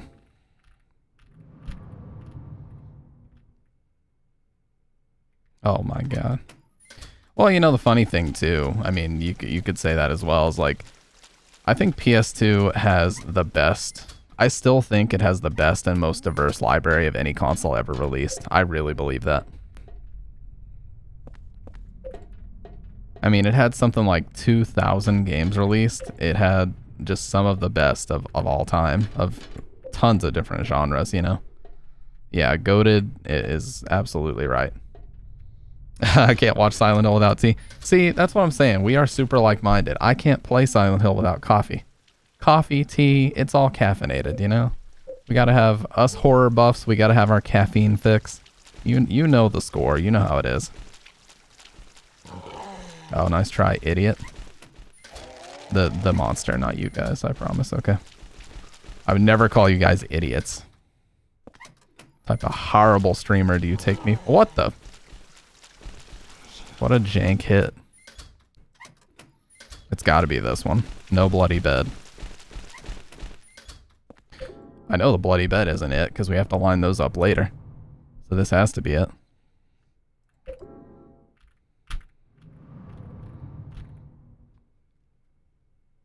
Yeah, there we go. I could name one streamer who would. No. Does his name start with a D? Does it end with Phil? I'm sorry, I shouldn't have said that. I was actually talking about Light Side Philip. Not Dark Side Phil, it's a completely different guy. This place continues to deteriorate. The doors to a number of cells no longer open. As a result, the kids inside can no longer go outside, but the less they know about that, the better. I can't open the doors, but from this room I can watch them get more and more emaciated each day. With no food and never showering, they turn into smelly little gray lumps in there. Following the suggestion of an engineer, we've disposed of the corpses by digging a hole below the cells. Since each floor of this building can be rotated independently, we can dispose of the bodies without the others noticing it by aligning each cell with a body in it vertically. P.S. Chief, I bet you're just dying to see the interrogation room behind the kitchen. I understand your feelings, but have you noticed? There are 3 rooms with bloody beds. One is on the first floor, one is on the second, and one is on the third. If you line those 3 rooms up, then it's bingo. That's what Leon said. Okay, bloody bed here. Now this one cannot be rotated, so we have to line the others up with this. Okay, not bloody. Nope. Pretty sure it's this one. Yeah, so we need left 4 times.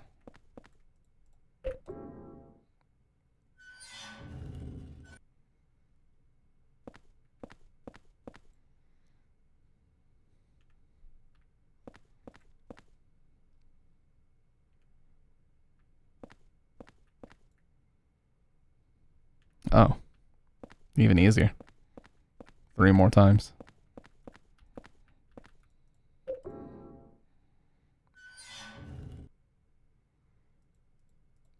Now there is a like skip that you can do as soon as you hit turn left. If you hit escape, you can skip that whole thing. I'm not serious enough of a speedrunner to want to do that, and if you do it wrong, you can actually soft lock the game, so I'm not going to risk it. All right, cool. That one is aligned. And once we get the 3rd floor aligned, Andrew will get let out.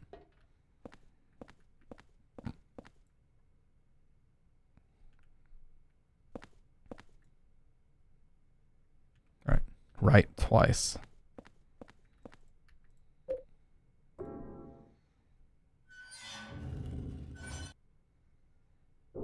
Now Lil Bro can run free.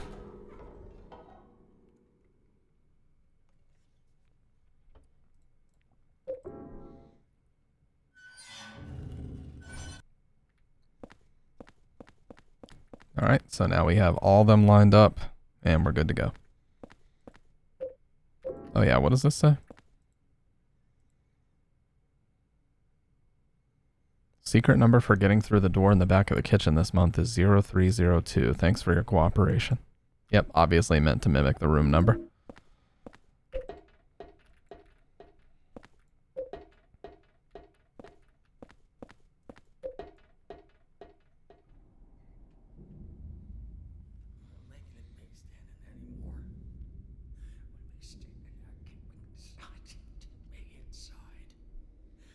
Stay in there. God, please. Come on, let me out of here. So I didn't die in here. Make me stay in there, Walt. Walter, I'm telling you, stay down. Walk away.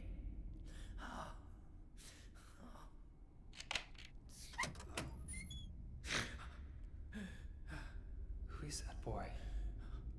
And who are you? His name's Walter. Walter Sullivan. I used to work at the orphanage watching the kids. I'm Andrew DeSalvo. They tried to make it seem like an orphanage, but according to that town's holy scriptures, it was actually the center of their religion. And that kid Walter, he was really into that mumbo jumbo. Especially that descent of the Holy Mother business. It was scary. Oh, God. Oh, my God. Oh, my Yeah, Andrew God. was one of Walter's victims who actually deserved it because he abused the kids in the orphanage. Part of the reason why he's here and why his placard is watchfulness. Because that is what he was designated to do, was watch the kids. And, yeah. So we know how that turned out. I'm just going to stand up for a second.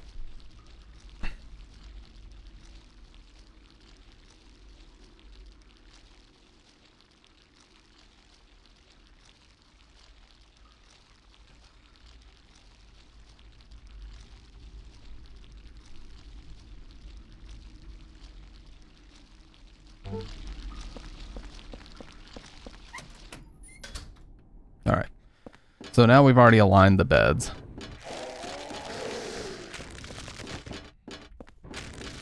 So we just have to get back up to the top.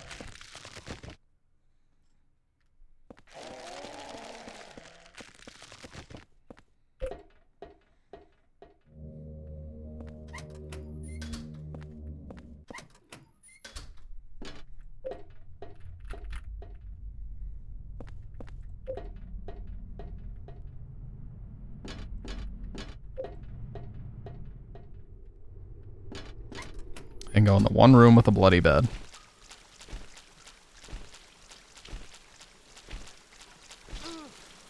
Really?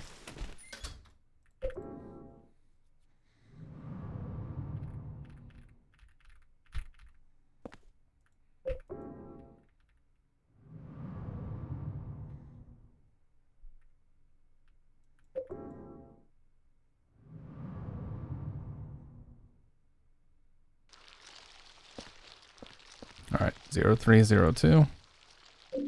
Here's watchfulness. Shows an eye and says watchfulness.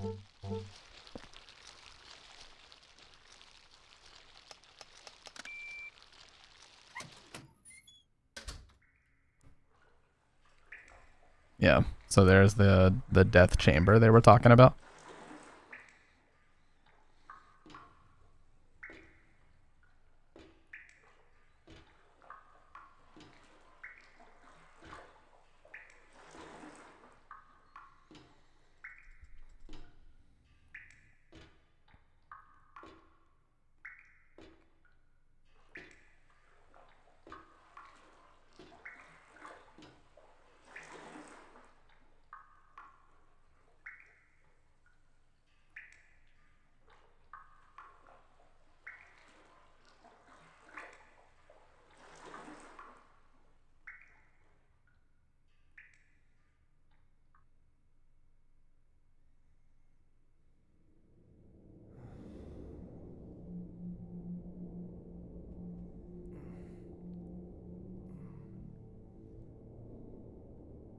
Yeah, you can barely even see out the windows on PS2. It's just like a blob, a blurry blob on the outside. Definitely one cool thing about PC is you can actually see out there, at least a little bit, what's going on.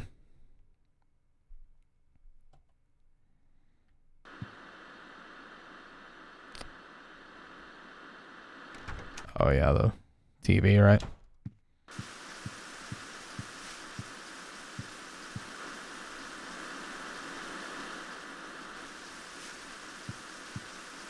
And then the shower spraying blood everywhere.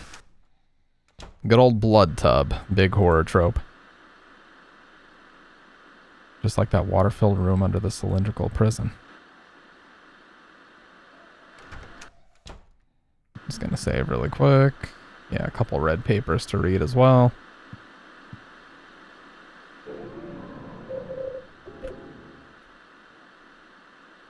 You can kind of hear them talking in the background outside the door. Just a little bit.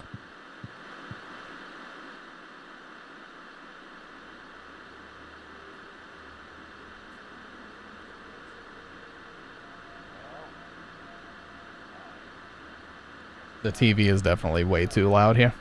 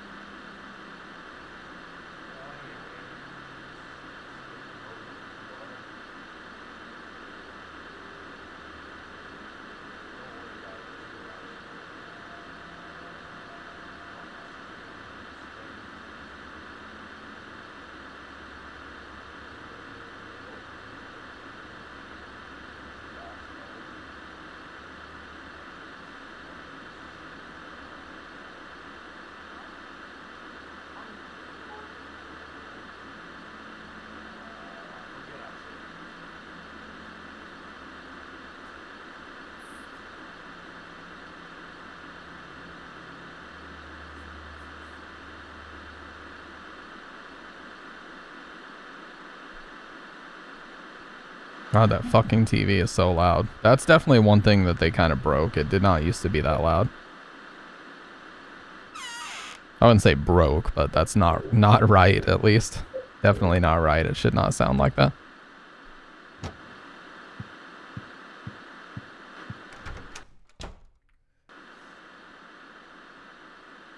See, I can even hear it just as loud and when I'm in the bathroom. There's a lot of noise coming from inside the hole. Under no circumstances should it be that loud.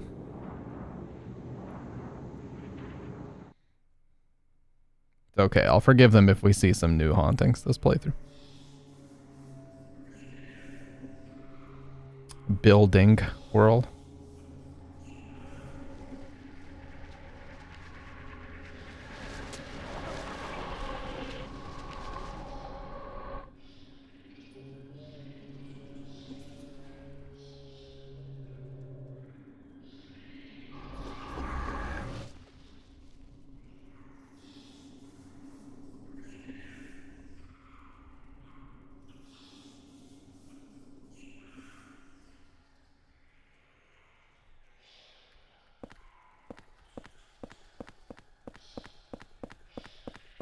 You can see the monkeys jumping across the roof up there.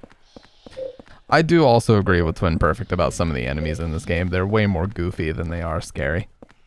Especially the fucking burping nurses, the monkey guys, the things that come out of the wall, the one truth room. Like, some of that shit's just goofy, man.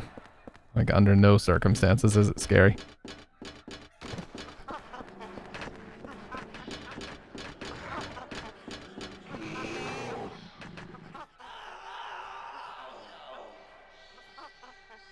Ouch! Damn it. Where the hell am I?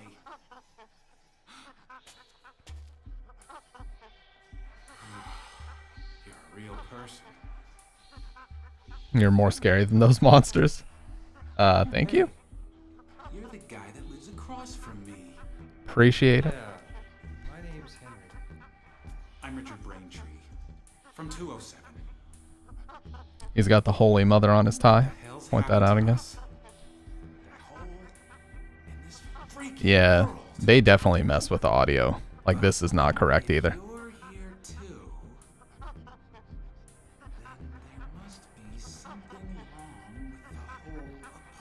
You can hear the enemies making that noise.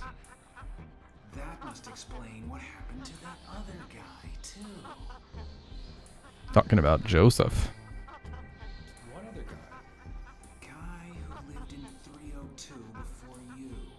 A journalist. He disappeared one day. Yes, Joseph. Pretty crazy towards the end.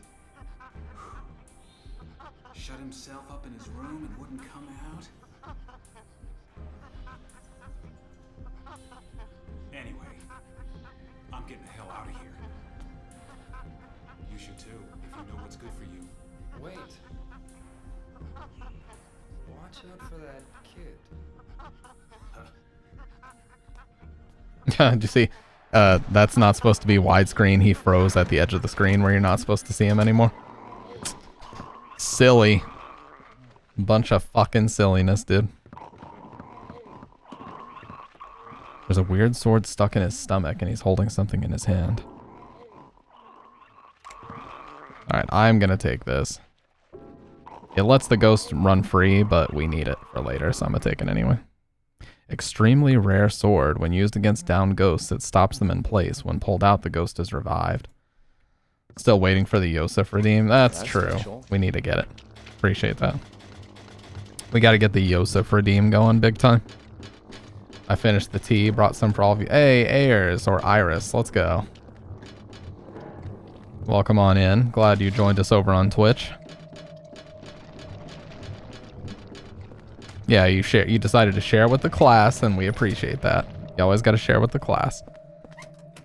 What were they on? What drugs were they on when they came up with this mechanic, by the way? Let's make a sword that you stab into a ghost and it pins them to the ground, but only strike when the sword is energized, otherwise it won't do anything. Like, what were they thinking, dude?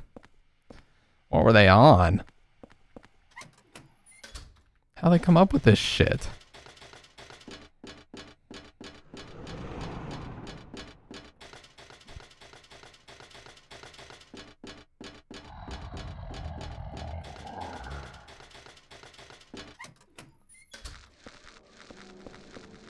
We need Albert Sports Key.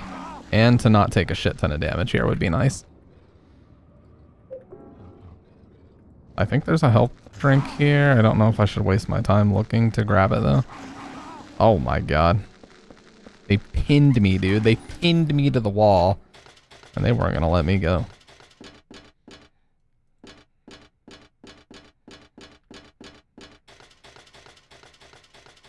Yeah, like most of the first worlds, the first time you visit them, there's really not much difficulty here. Yeah, I basically stopped playing Zelda when Skyward Sword came out. Skyward Sword is when I really lost interest, but before that, I loved Zelda. You know, I loved all the 3D games. I liked Link to the Past really well. Link to the Past all the way through Twilight Princess I enjoyed a lot. Skyward Sword I enjoyed, but not as much as those. Oh my god, get out of the way, dude. Out of the frickin' way.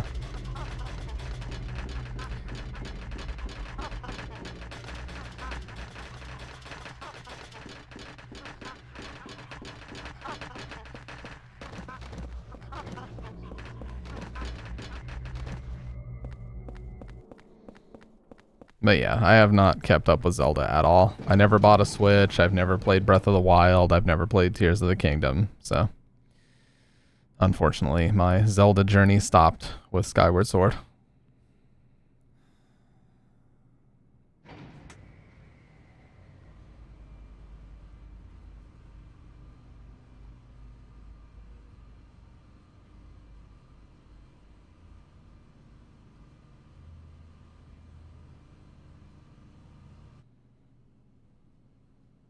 Why is he brandishing a revolver around a kid?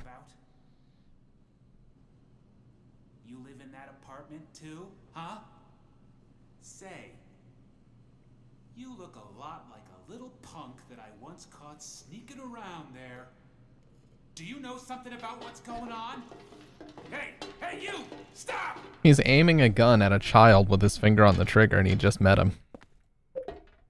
I wonder why Walter ends up taking him out. Spoilers, I apologize. Not that you guys didn't already know that was going to happen.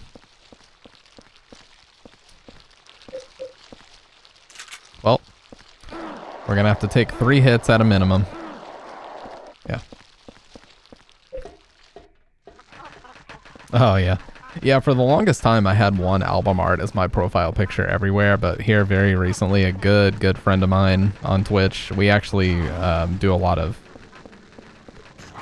streams together and stuff.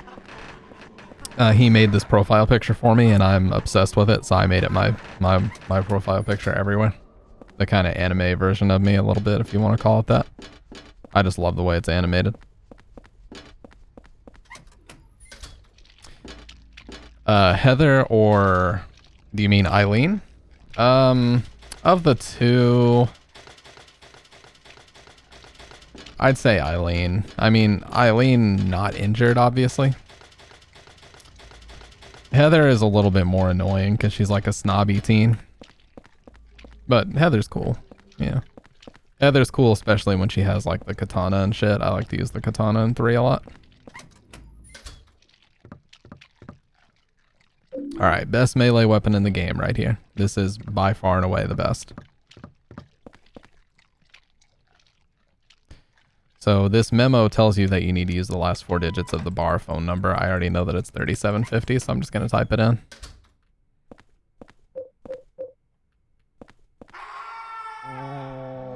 Heather gets the Sailor Moon outfit and power. That's very true. That's a compelling argument for sure. That is a very true argument. The Sailor Moon outfit is fucking awesome. See, you know what that, by the way, what should I call you? Should I call you VAR? V4R? Surely that's not what you... Anyways, remember when you could unlock cool shit in games by completing it and doing challenges? Nowadays, if they wanted to put something cool in the game, V4 is fine, cool. Nowadays, if they wanted to put something cool in a game, you would have to either pay for it or do like an insane amount of challenges to unlock it. See, back in the good old days, you put down your $60 and you just beat the game on high difficulties and unlocked all the good shit. You got like the golden weapons, the special, like you get the lightsaber in Silent Hill 3, you get the infinite submachine gun, the infinite flamethrower, all those alternate costumes. Like there was genuinely cool shit to do.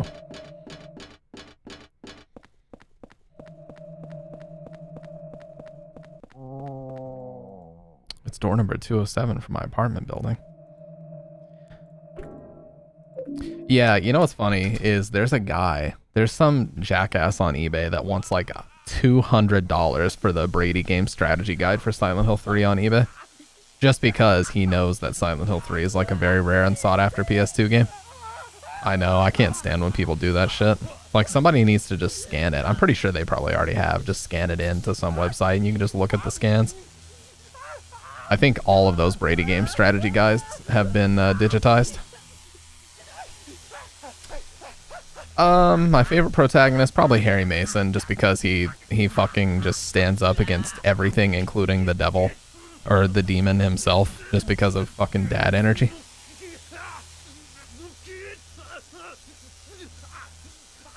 Yeah, all he has is protective dad energy, and he just fights everything, a fucking army of demons.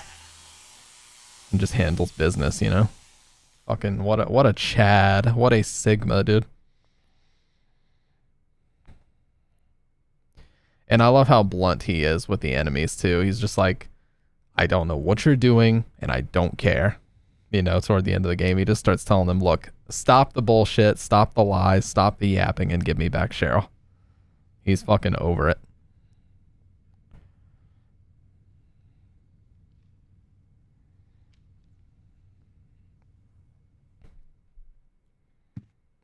Alright, we're gonna get these heals. It seems there's some kind of ancient native religion still active in Silent Hill. Now, you guys probably all know this. I hear that it's almost never sunny in Silent Hill, and people say that when the fog comes out, strange things happen.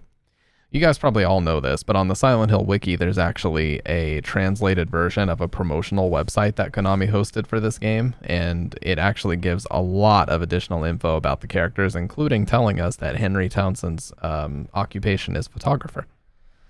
So Henry's job is a photographer in this game, and there's a lot of information about Cynthia, about Jasper, Richard, you know. Basically, it says that all these characters we run into have encountered Walter at some point or another, and it gives you a little chapter about how they ran into him. Yeah, their profiles, basically. Like Cynthia's, for example, she apparently embarrassed him in front of his friends when he was a teenager, and she completely forgot who he was. But that's why he decided to get revenge on her by including her in the ritual. Those type of things, you know. Like that case from 10 years ago. Yeah, that Walter Sullivan case. But Sullivan's dead. They even got the body. Must be some crazy copycat. Those Canadian accents are so funny. But even so... Yeah, kid Walter saved Eileen. Also, I think we interrupted Walter, like adult Walter, before he was able to finish the job, I think, because just when we managed to get inside her apartment, just interrupted him enough to not finish the job. All right. This sounds like a fucking Zelda quote right here, speaking of Zelda. I found something that's extremely effective against the ghost victims, or the ghosts. It saved my life. It was stuck in the huge rock in the woods near the orphanage. It's a sword blade with a handmade triangle-shaped wooden handle that has some kind of spell written on it. As a weapon, it's heavy and hard to carry, but somehow it seems to change in response to the ghost victim's power. Strike when the sword is energized. If you don't reduce their power, your attacks will be repelled. As far as I know, there are only 5 swords in existence with that kind of power. It's extremely valuable. A part of him is still remembered the kindness Eileen showed him when she was a kid. Yeah, and plus, you know, remember she is the mother reborn, so he doesn't want to kill her. He probably second guesses himself because of that. Yes, strike when the master sword is energized. It's stained with blood and I can't read it. Well, isn't that nice? So just don't fucking read it then. Cool. Understood. Now, it's random, of course. It's also very hard to get, but there is a certain haunting where you'll see Andrew DeSalvo's head fall down the left window and then go back up the right window. It's really disturbing. About Henry, I heard they made him that way because they wanted the player to put themselves in the place of the protagonist. Yeah, and plus you also got to remember his place in the ritual. He's the receiver of wisdom, so he's a very level-headed... He's just a very level-headed, wise person. So he's not supposed to be some outspoken, you know, badass who's going to drop a bunch of one-liners. He's just a very wise, regular guy who got selected to be the receiver of wisdom in this ritual. Yeah, I like Henry. I admit that he's kind of devoid of personality, but I like him. You know, I don't think he's a bad character by any means. I think Silent Hill 4 is subject to this just like any other Silent Hill game, but I think people over-exaggerate how bad the bad parts of this game are. They're really not that bad. I've seen some people act like, you know, the second half of this game is just the most miserable experience ever because of the escort mission, but it's really not that bad. Like, they don't throw amounts of enemies at you that are unfair or anything. It's getting bigger and rounder, and I think I've seen this pattern before. We got that last time? Yes, we did. Love her relationship with Walter. It's really sad. Henry isn't bad, but he's not as good as the other heroes. Yeah, I agree with that. I think Harry, James, and Heather all had more distinct personalities, and he's just kind of like you said before. He's just an everyman type character. You know, he's supposed to represent the player. Like Rule of Rose, it's a majestic piece of art with a flawed set of controls. Very true. Now here's some more continuity. She's dressed up. She's got her makeup on because she's going to the party. That's why she looks like this.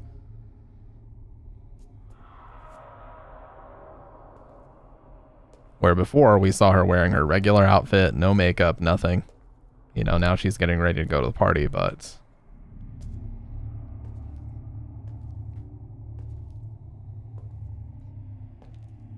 Like Rule... Oh, yeah. Looks like my apartment. What the hell is this? The game doesn't have to be perfect to be fun. Yeah, I think, you know, I kind of feel that way about Silent Hill Homecoming. Look, we all know Homecoming is a generic as fuck game, but I have a lot of fun playing it. I think it's a fun experience, you know? If you just want to sit back and play a mediocre, like, Silent Hill 2 clone of a game, it's a fun game, you know? The music is still great. I think Homecoming actually ended up with one of the best soundtracks. Like, I love the Silent Hill Homecoming soundtrack, genuinely. It is so great. One More Soul to the Call, Witchcraft, Cold Blood, L's Theme. There's so many great songs in that game. This guy, is it the super? He was much younger in this picture. There's a key tape to the back of it. South Ashfield Heights Superintendent's key. It says 105. It's very hard to compete with 2 and 3. 2 and 3 are like neck and neck for me. I think 2 and 3 represent the absolute peak of Yamaoka's writing and sampling and everything.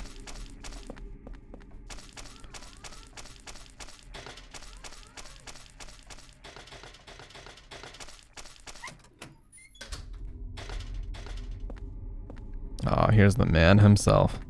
God, this doll fucked me up so bad on my first playthrough because I was like, there has to be something to do with the doll. But it turns out it's like a complete red herring and a useless item. I got this from Miss Galvin. A long, long time ago. She was younger than me back then.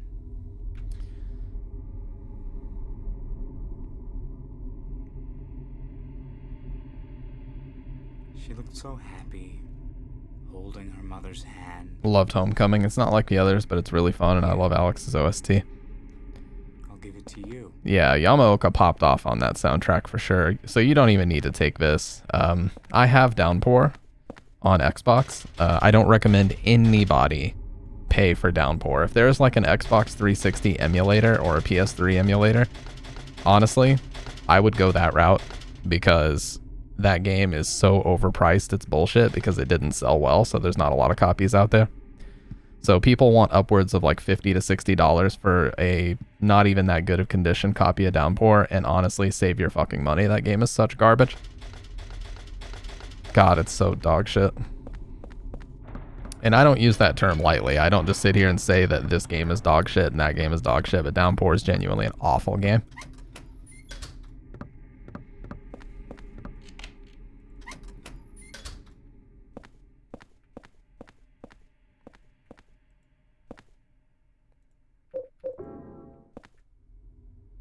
There are keys for each apartment here.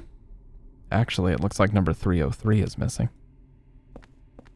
Xbox 360 is peak. I like it more than the PS3. Yeah, I think that overall 360 was better until about 2011. Oh, I absolutely love BioShock. We beat it on the second to highest difficulty. I forget what the highest difficulty is called, but we beat it on the hard mode for sure. BioShock 1 is an amazing game still to this day.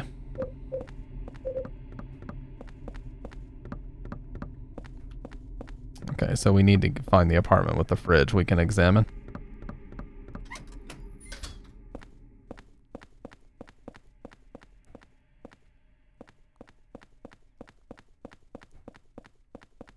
Oh yeah, the pipe puzzle, like the hacking thing, that does get very repetitive. I also really enjoyed BioShock Infinite, although I thought the story in BioShock 1 was better. The red box seems even stranger today. It's giving off a terrible smell. It's disgusting, but I just can't throw it away. It must have been around 30 years ago. That young couple was living in the apartment, but one day they just suddenly disappeared, ran off just like thieves in the night. I don't know why. It must have been money troubles, or maybe they got themselves in some kind of danger. The problem came after that. They left their newborn baby when they took off. I even found the umbilical cord. I called the ambulance right away and I heard the baby survived, but I don't know what happened to him. Although a few years later, I often saw a young kid hanging around the apartment. One day he just stopped coming by, but now that I think of it, I'll bet he was that abandoned baby. It's a horrible story, abandoning a baby. That all happened in room 302, and the umbilical cord I found there, well, I still can't get myself to throw it away. This guy is such a fucking freak. The next remake, Iris, absolutely needs to be 1. they need, it's already basically been confirmed, not that it's Silent Hill 1, but it's already been confirmed that Bloober is working on another Konami property. So we all know what that's going to be. So they are in fact signing on to do another Silent Hill remake based on what we know, and it has to be Silent Hill 1. I'm telling you, it has to be. Because that's the only way they could logically get to 3.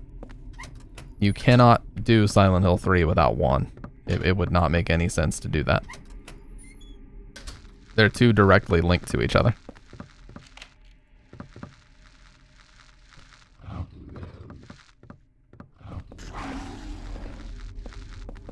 Bitch.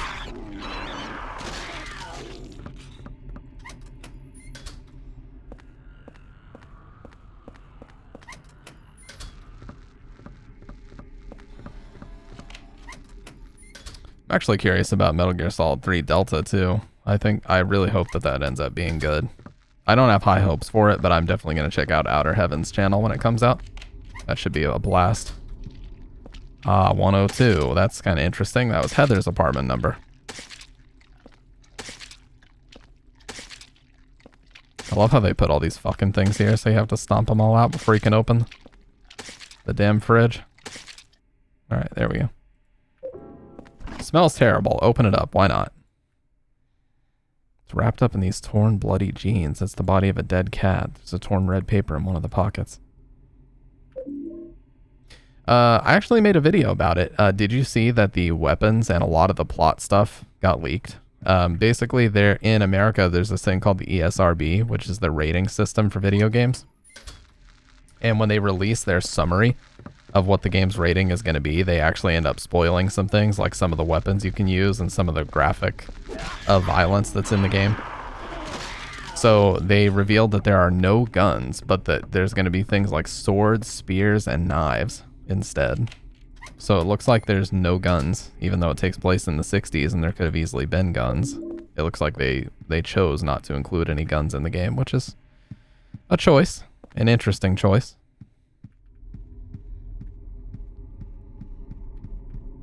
Alright, well, we already got what we need. We just got to slip this paper under. The first time I've seen something from you, YouTube suggested your channel to me. Well, shout outs to YouTube, because they never do me a solid like that.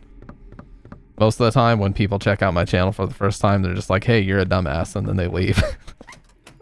They just talk shit in my comments and then leave. Which, listen, I find that hilarious. I just know that that's the way the internet, that's just the way that the internet works. I don't take it personally. You would have to be way too in your feelings to take things like that personally. It's just the way the internet is, and that's the way it always will be. So you might as well just accept it. But that's just usually how it goes. I'm just saying, you know.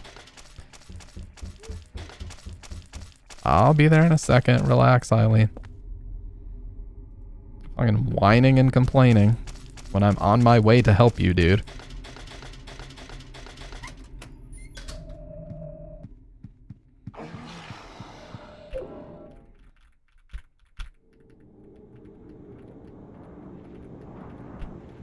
Yeah, I actually have aspirations to work a lot more on YouTube than Twitch. Oh, Ryukichi07. Yeah, Ryukichi was on, or is it just Ryuki? I think it's Ryukichi, but he was on the actual video, the presentation for the last one, talking a lot about the story. As much as he could without giving story elements away, of course. What the hell is this? The dryer sprayed blood all over the place. It's a tank filled with oil. Alright, so the only way to get this key to appear is to get this specific red paper. Oh yeah, I had a really wicked headache that day, and I just collapsed on the bed. Maybe if I look near the bed in my room, 302's bedroom, I'll find it. I get headaches every day now. It's terrible. What am I going to do? Alright, now that's the second part of this. I figured out the riddle behind the numbers. 01121 is actually 1 out of 21. So in other words, 1 out of 21. So Walter was planning on killing 21 people, but he never finished the job. He was convicted for the murders of Billy and Miriam Locane, the 7th and 8th victims. Afterwards, he committed suicide in his jail cell. The grisly mass murder of 10 people shocked the world and came to be known as the Walter Sullivan case. There are two big puzzles here. The first is, what was the motive for the murders? The second is, why did he kill himself before completing his task? Was he simply insane? Now, remember, these memos are coming from Joseph, the person who lived in the apartment before us, the journalist, Joseph Schreiber. So he essentially pieced all of this together and is trying to relay this information to us as a last-ditch effort to let us know what's going on. You have a great personality for streaming. I think your videos will be too. Thank you. I appreciate that. That means a lot. You're a lot nicer than all these other jerks out here on the internet. I just want to beat me down, dude. They just want to see me fail. I'm sorry, it's not that serious. That's not, I won't put that burden on you. That's my problem, not yours. Oh, I didn't grab the key. I'm so stupid. No, dude. Gotta go in the bedroom to grab the key.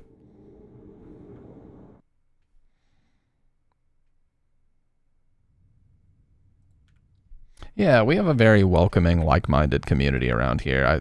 We've never, of the people that have stuck around and watched for a while, we've never had, like, you know, dickheads in this community that needed to be moderated or anything. So I'm very proud of that. You know, we tend to garner some very cool, open-minded people here.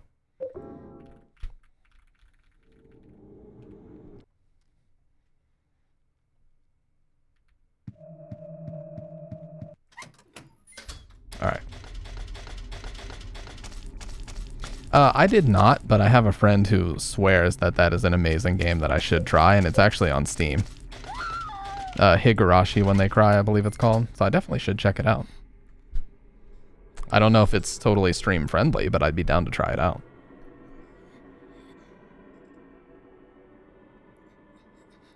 Love this song. It's not on the soundtrack.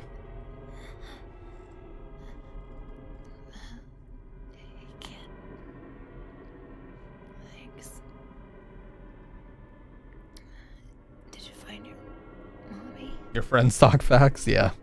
As soon as they announced that he was the writer for F, he was like going ballistic in my Discord DMs. Get out of here.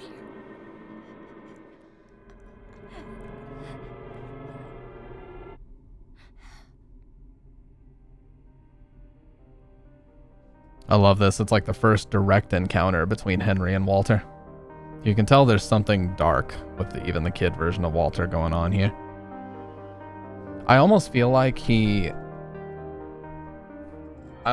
Walter manifests himself as the kid version just to deceive people, just to trick them into thinking they're safe, and then the adult version kind of attacks them. Joyous Gamer, what's up? YouTube stream, I made one finally. Oh, have you been checking out the VODs? Welcome on in. I'm so stupid, I almost said Joyous Gamer. Listen, I'm doped up on so much coffee right now. I am a danger to everyone. So the stupidity is off the charts right now, and I apologize for that, but I'm glad you're here.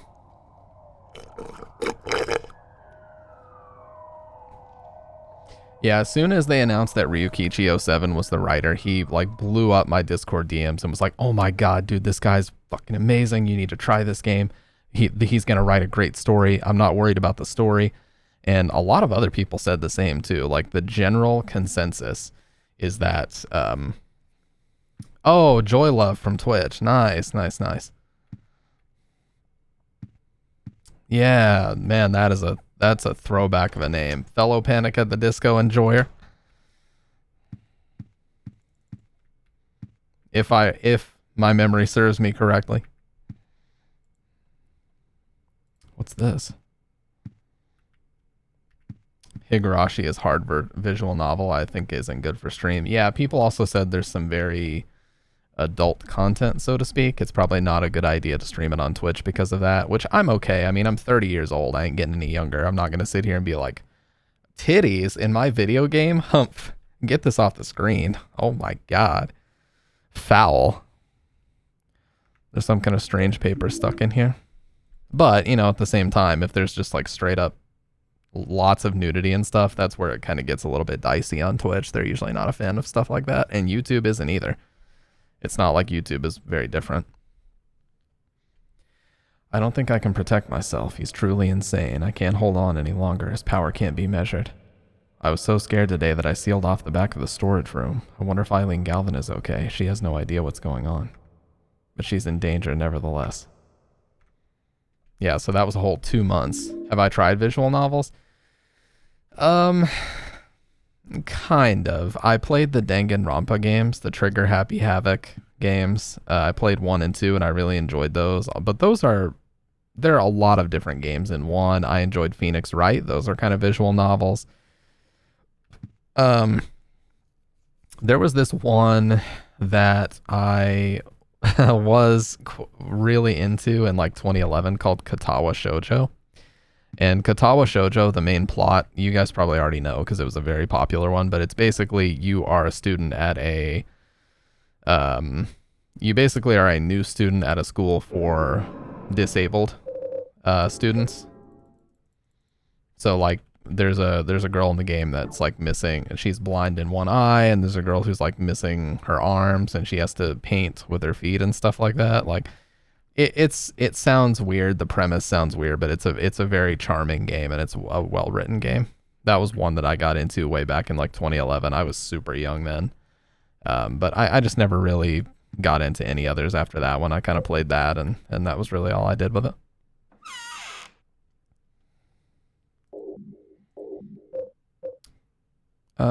We need the succubus talisman, actually. But how have you been, Joy Love? Long time no see.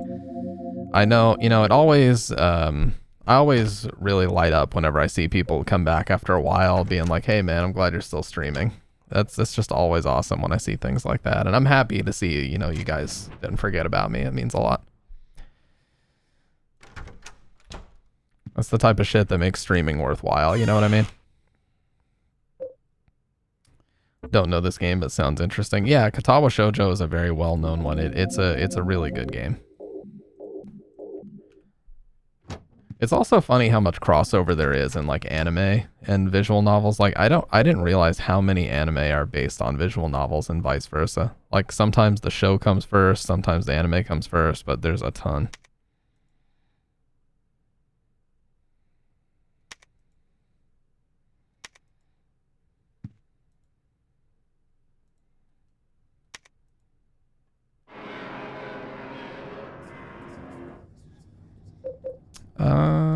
That should be okay. I don't know why I have bullets and not the gun though. Visual novels, I gotta be honest though. We were talking about this last stream. Japanese visual novels kind of feel a little bit weird for me as a 30-year-old man now. I understand it's not weird, like in Japan it's culturally fine or whatever, but like it's just weird for me because a lot of visual novels in Japan, they want you to play as a high school student dating high school girls. And while that might have made sense for me when I was 16, 17, 18, like not so much anymore. I can't really relate to that. So it feels a little weird to be like romancing high school girls in a visual novel. You know what I mean? It's just, maybe it's just a me thing, but I just find it a little odd, Been doing the same old, just working all the time, finally going on vacation next week. I'm glad you're doing YouTube lives now. I'll have a much better chance of seeing you. Yeah, we started multi-streaming because it was literally there was just not enough time in the week for me to export all the VODs from Twitch and get them all on YouTube. So what I do now is I just stream to both, and then when I stop streaming, they stay archived on my YouTube channel forever. So they don't go anywhere, and I don't have to spend a whole bunch of extra time exporting them off of Twitch, doing the titles and the thumbnails and all that. I don't have to worry about any of that. They just do it. Where will it lead to this time? Eileen, I wonder if she's okay.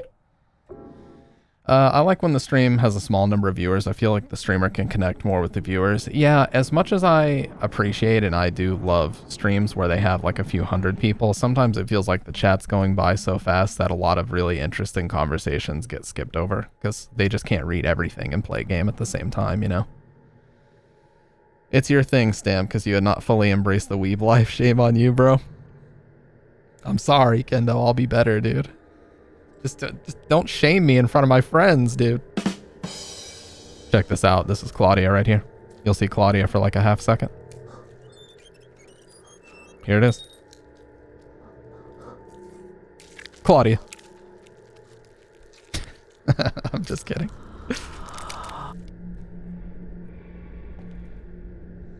Yo, why does he look so sinister? He's just smiling at me, dude. Who are you smirking at, Walter?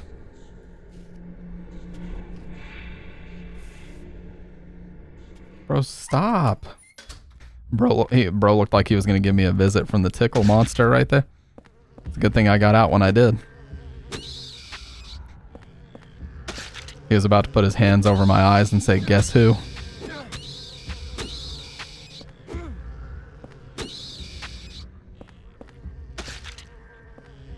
You know, he's going to say, where's my hug? I'm sorry, dude. I'm being cringe. Oh, this one's definitely going to get up. Oh, no? Got lucky there.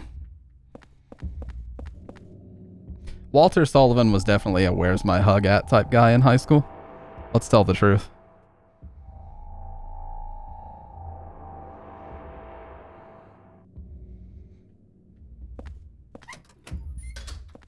Somebody had to say it. Let me say it. Let's get a double here. Son of a... Well.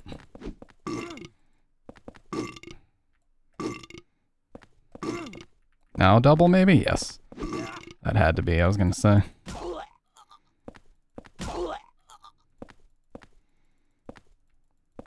Please! Okay.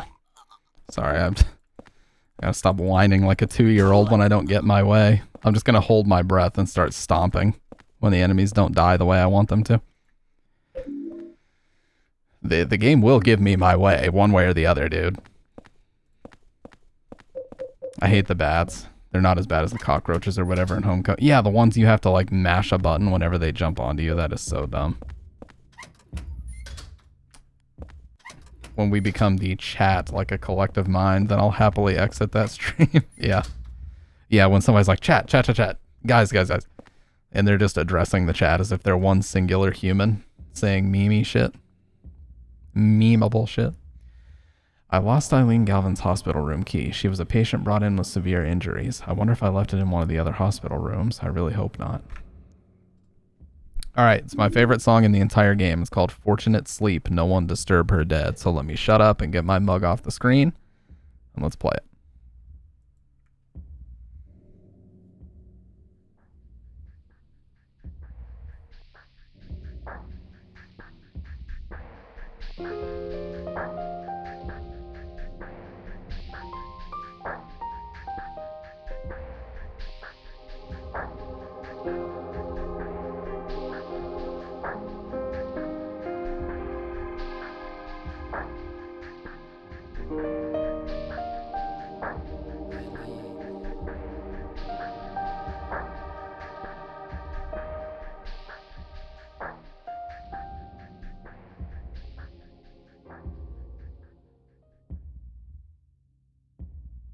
Kills me the way he says that. Eileen. Bro, okay? Why'd you say it like that, man? Eileen.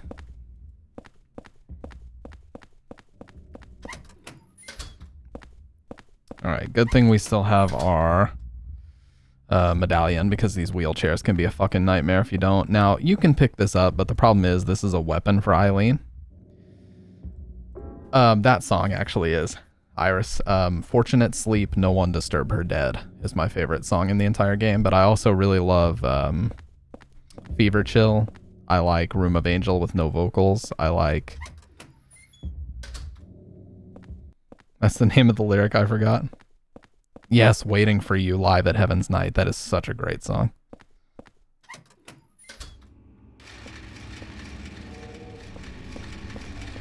Alright, so this is totally random. As far as everybody knows, there's no way to like manipulate this or whatever. Yeah, that's a weapon for Eileen, but the problem is if you pick it up, she just fights all the time instead of helping you or running to where you are, so it's a complete waste of time to even give it to her.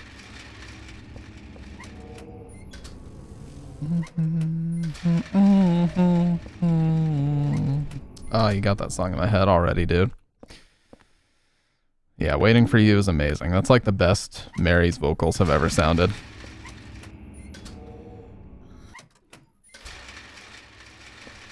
The fucking wheelchairs, dude.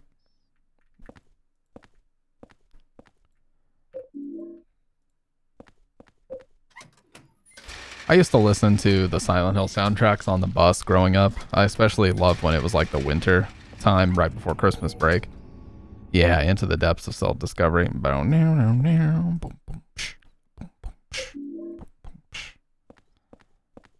Traversing the Portals is really good. Yeah, Fever Chill, Fortunate Sleep. I'm trying to think. There's several others. Oh, Silent Circus is a great one off this soundtrack.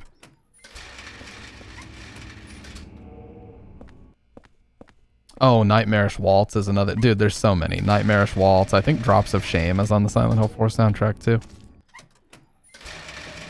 Dude, where in the fuck? Jizz all over the floor. I'm sorry. I'll never say that again. Okay, Eileen is here.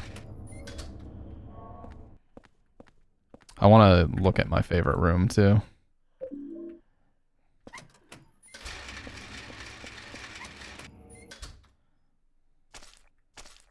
Yeah, I think the songs are great on their own, but they're best when they're effectively used in the game. Yeah, here's one of my favorite rooms in the entire game. Look at this. I'm actually going to grab a screenshot real quick here. Okay. There's a nice soft afternoon light coming in from the window.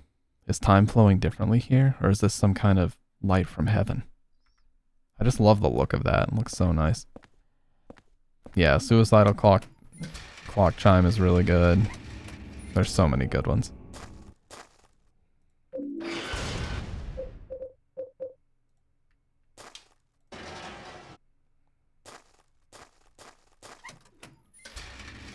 Alright. She was here, right? Yep.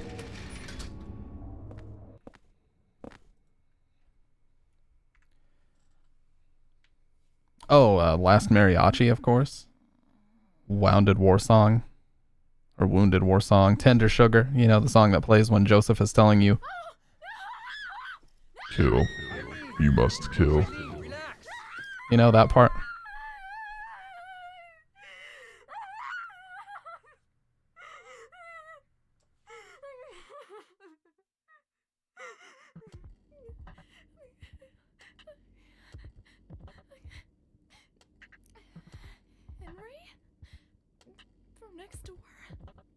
Yeah, just a whole bunch of A's.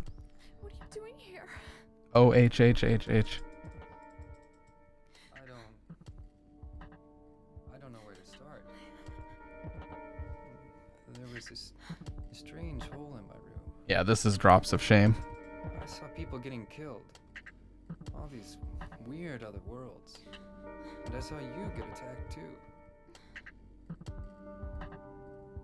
What are you talking about? I'm supposed to believe that? But it's true. And there was a kid with you. I remember now. I was getting ready to go to my friend's party. The boy protected me from the man with the coat.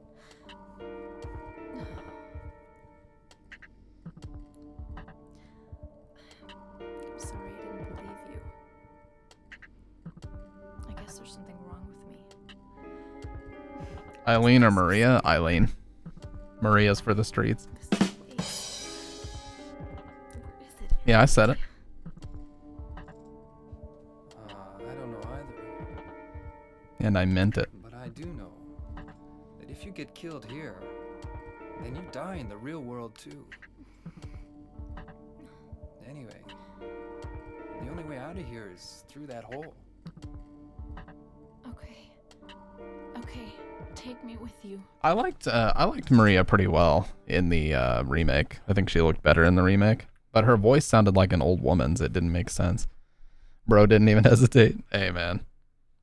You know, we all have our different preferences and methods and choices in life, and that's mine. All right, now we got ourselves a couple of burping nurses to contend with. Am I late? Yes. Have I returned? Yes. Am I a Chad even? Always, Dr. Red. You've never not been a Chad, dude. Why would you even like say that, dude? Okay, we have enough separation here that I can stomp once and charge up again. And we're gonna go for a double hit. Yes. That was perfect. Stomp her and she's dead. Nope. Nope. Nope. Nope. And Dedge. Look how casual he is, just fucking walking it out. Yeah, Eileen is certainly more likable than Henry in this game. There's no doubt about that. Alright, we don't need to go in here. We just need the elevator to be out of our way. That's the only reason why I did it.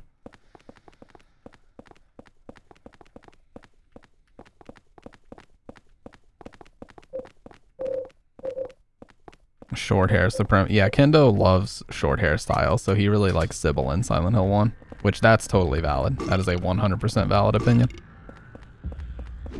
Oh, that charge was perfect.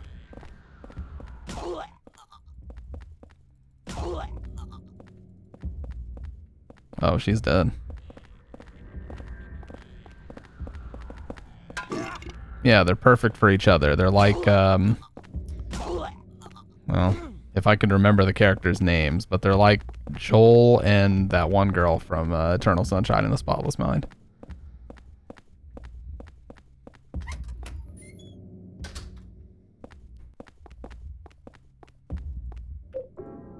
And you genuinely start to kind of build a bond with her once you get to the point where she can read some of that text in the forest world and you start to learn about Walter's background and everything. That's kind of when they kind of build their bond throughout the game. Clementine, yes, Joel and Clementine. How did I forget that? Because he sings the fucking Huckleberry Hound thing or whatever. Meet me in Montauk. What a great movie. I need to watch that again. Hey, what's up, Potato? God, that's like one of Jim Carrey's best serious movies, right alongside The Truman Show. I could watch either of those movies any day, anytime, and be totally fine.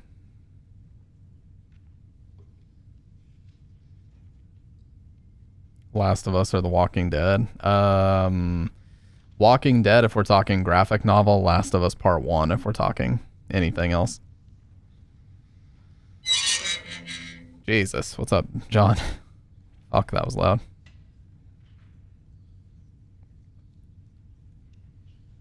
Yeah, dude, we need to watch Truman Show in the Discord soon. I fucking love that movie so much, man. Watched it a few days ago. It's so good. Welcome on in, Potato. I don't believe I've ever seen your name before, but appreciate you joining us on the YouTube live stream. Oh yeah, the fan broke. Yeah, so from this point on, the apartment no longer heals us. That's why we're going to have to do our job to store all of our heals. The air in this room feels heavy.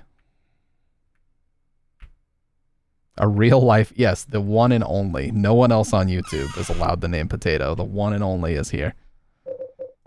And he's in my chat. GG's, Cavs. Oh, they lost. I haven't really been keeping up, but I kind of figured they would. They had a great season, though.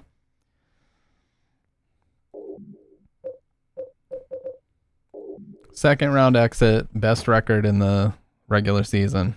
I mean, disappointing end, but not bad.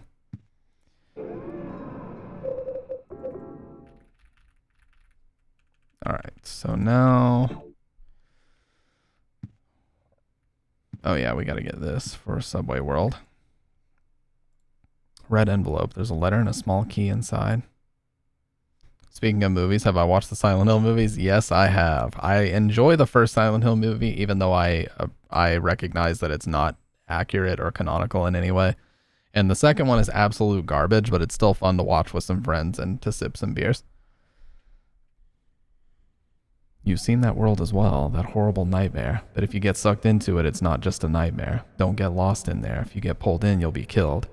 But there's still hope. Maybe this small key will guide you.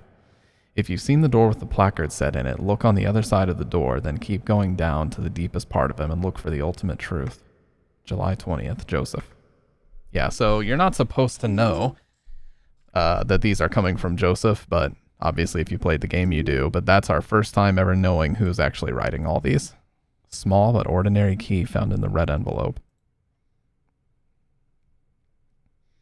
But yeah, I absolutely love Eternal Sunshine of the Spotless Mind, that movie's, and the soundtrack too. God, it's so good. All right. How long has it been since I left this room? I can't tell if it's been days or hours. But during that time, they found the body of 14 out of 21. I've been having hallucinations lately. I think I'm losing my mind.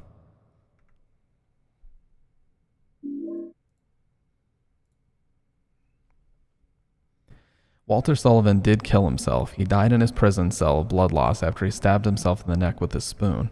His body was buried in a cemetery just outside his hometown of Silent Hill in an unmarked grave.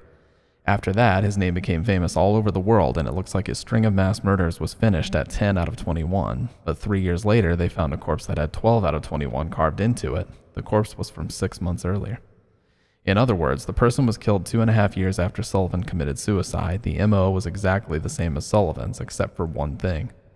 All 10 of Sullivan's victims were found with their hearts cut out and their chest wounds sewn together expertly with thread. On the other hand, the 12 out of 21 victims still had their heart.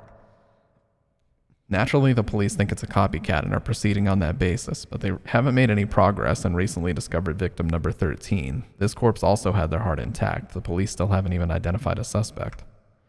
I've got a working hypothesis. Very few people knew the details of the original crimes and would be able to copy Sullivan's MO so precisely. First, I'll head to Silent Hill, to the graveyard near that beautiful little lake. Maybe I'll find the answer there. He didn't appear, so to speak. He was referenced in Silent Hill 2 a couple times, but that was about it. This was the game that really turned him into an actual character. Villain, character, whatever you want to call him. But he was only referenced in a couple of memos in Silent Hill 2 before this. The weather that day was very strange. Even though I avoided the earlier storm, there was still a thick fog clinging to everything. Fortunately, that allowed me to avoid being seen and get right to work. The police are still stubbornly acting as if it's just a copycat case, so I figured things probably hadn't been touched here, but I was wrong. I should have come sooner. The cemetery was in such bad condition that it was almost sad. The storm must have raised the sea level. Anyway, that's how it was when I found Walter Sullivan's grave. The diary is pretty damaged around this point. I can't read anymore. I'm still in shock. There was no body in the grave, and on top of that, written on the coffin were the numbers 11 out of 21. Yes, he was mentioned on the newspaper after you used the juice to get the garbage down the trash chute, and then he was also mentioned in the Trick or Treat game show as one of the questions that you have to answer.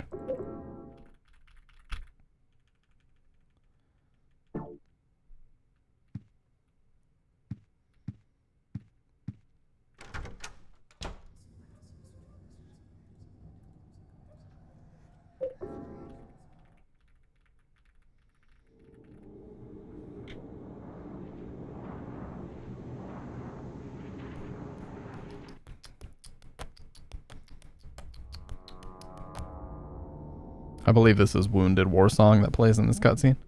Walter equals juice equals Walter escapes coffin if the juice is loose. I mean, honestly, dude.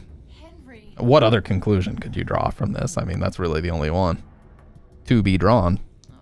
Let's get real. Have you been here the whole time? Yeah? And I didn't see any hole either. You just disappeared all of a sudden.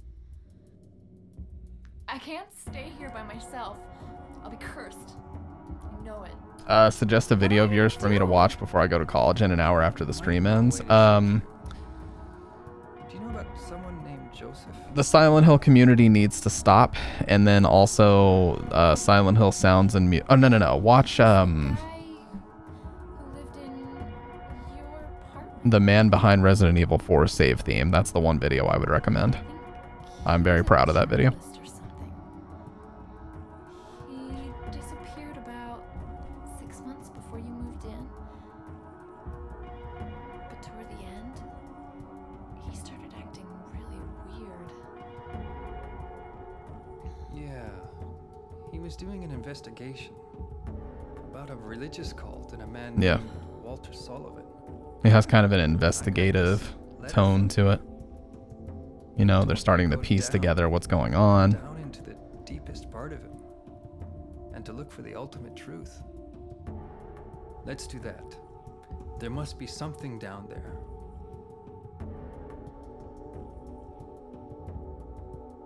Okay. I'll do it. You're the only chance I've got. I'll stick with you.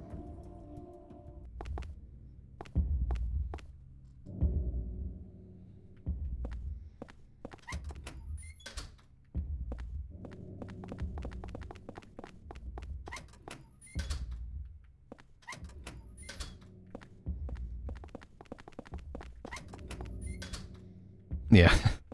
He just is confident and in control as soon as he got told to go down to the deepest part of him.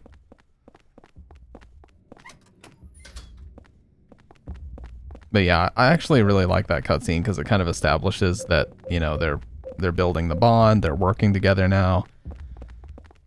They kind of understand what needs to be done and they're ready to do it, you know. Before that, they just were kind of two people that met by complete circumstance, but that actually establishes like they're ready to do what needs to be done to get out. Damn it, Stimp, I wanted to get a full 8 hours tonight, but no, you just had to stream and play one of my favorite games. What's up, Siren? Long time no see, man. Double?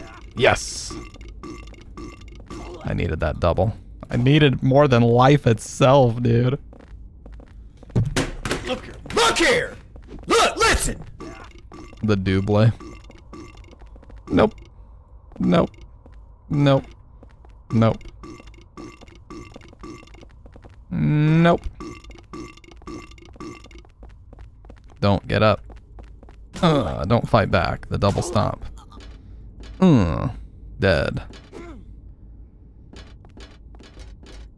Ever downward.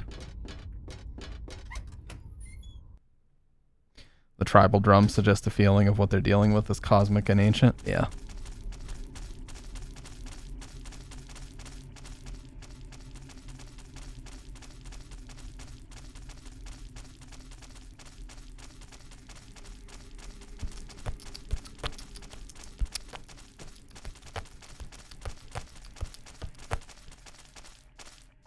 The fucking squish sound effects are so weird here, man.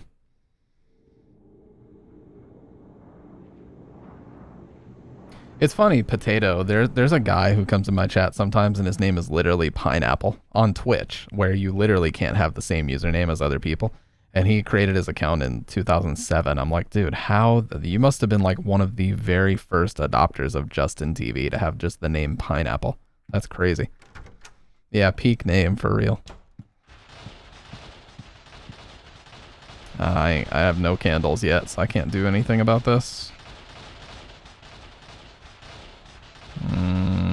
I should be able to at least save. I'm gonna stand for far enough away. It's all right. Fuck. I didn't mean to save there, but whatever.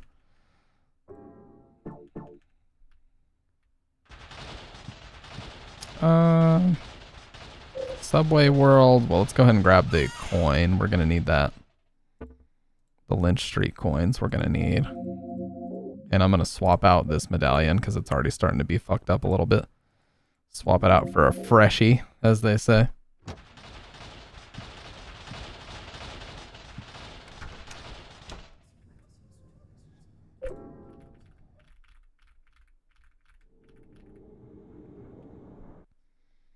We also had a guy that was just named Walter Sullivan. 14.6% to Epic Guard. Yes, I have tried Persona. My favorite one is 4. Although I've never finished 5, but me and my girlfriend played like 80 hours of Persona 5. We just never finished it. We just made it really far. We were playing on PS3 though. The load times were kind of brutal on there. I can't just leave Eileen all alone. Dude, she's right there! What the fuck? Alright, so first candle is right here. We're gonna grab this. Alright, the candles have 2 uses. One of them you can place it down and you can heal Eileen, or you can go back to the apartment and use it to exorcise the demons. Yeah, it was just Walter _ Sullivan. I was like, damn dude, how'd you get that name? I guarantee tons of people wanted it.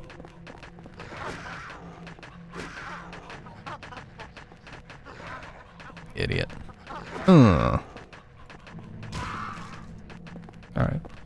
That's really the only one you need to kill here.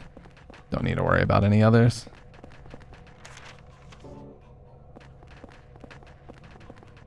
I love that sound. There's something so nice about that sound of like the map cancel. This. I just love that sound.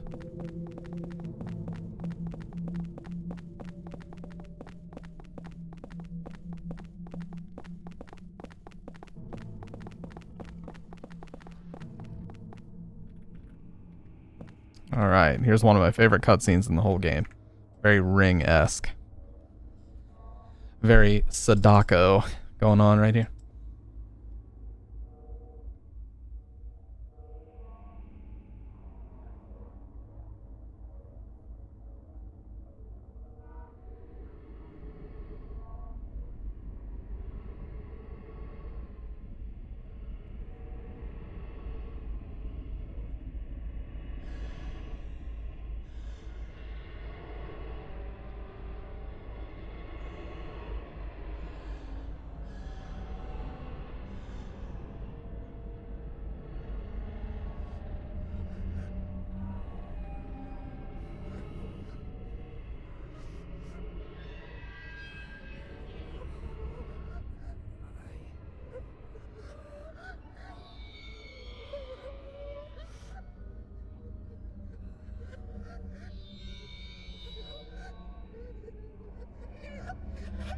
I love the reverse voice too. You can kind of hear like, you know, moaning a little bit, but it's in reverse. Kind of similar to how Richard's ghost does. Later on, it's like they're both just residual hauntings repeating the same thing over and over. Very cool. Alright, let's head on over.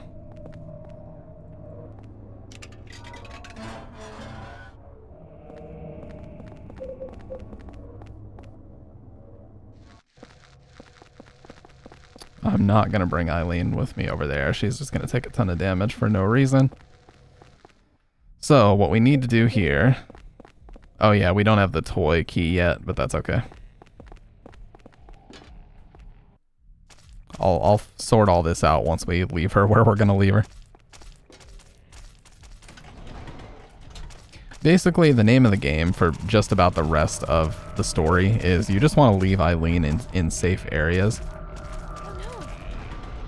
You just want to leave Eileen in safe areas.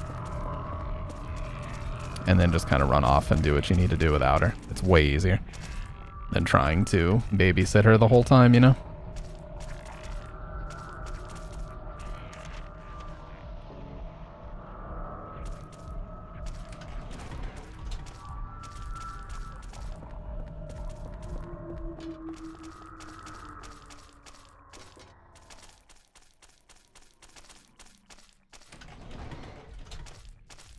God, these camera angles are so weird, man. Alright. Alright, cool. So now we're going to take her on over here. I'm gonna grab these in the process.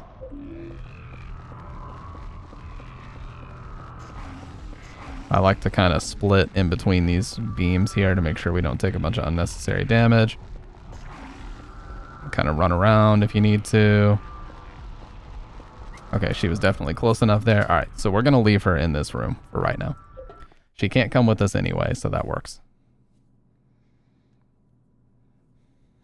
I can't use a ladder with my arm like this.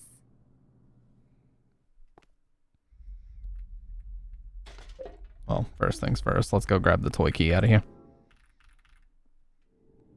And we can use our first candle. I'll show you how this works. Not that you guys don't already know, but you know, I just get excited by exorcising the demons, dude. It's such fun. Alright, so we're gonna put it right here. And that'll fix the windows. Have you tried to cut some of your streams and put it on TikTok? It will help your channel. I definitely should. You're 100% right about that, and I agree with you. I mean, I have some clips that could definitely go there. I just have a tough time deciding what to put on TikTok. You know what I mean? I'm just sat there like, what should I even put up? I think I should do the informative things. You know, when I talk about like things that people may not know about the games. I think that would be the good stuff to put over there. All right. I found 2 mysterious and powerful artifacts that seem to be very effective for evading the ghost victims, the Holy Candle and the Saint Medallion. Not only are they effective against the ghost victims in the other world, they also seem to prevent them from invading my room. Just light the candle near where they're coming in, and its holy power is activated. The Saint Medallion seems to repel unholy energy when it's worn or equipped. I'm starting to gain some hope.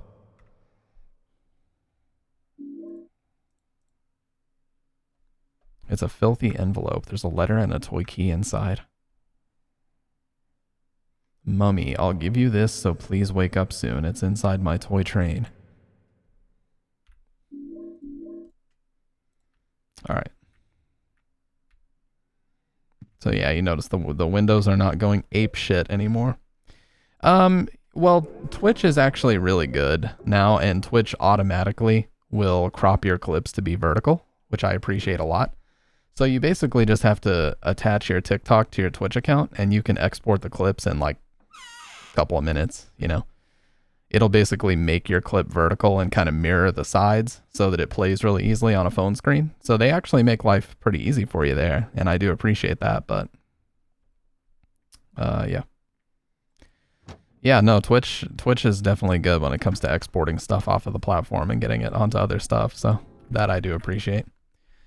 You know what, Iris? After this stream, I will put some clips up. I really will. Yeah, no problem, Syra.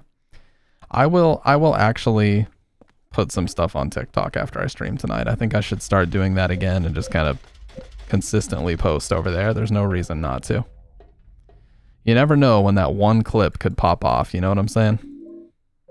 And honestly, that's how a lot of streamers get their start nowadays. One clip in particular just blows up out of nowhere, and then all of a sudden, like, tons of people know about their channel. So for me to not do it is really just a bad call. I ought to be doing it.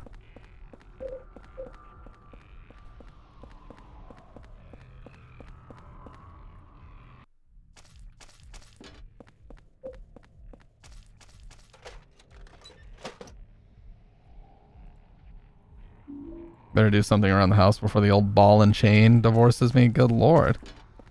It's not that serious, dude. It's one load of dishes. Oh my god. Holy. Okay, it's really not that serious.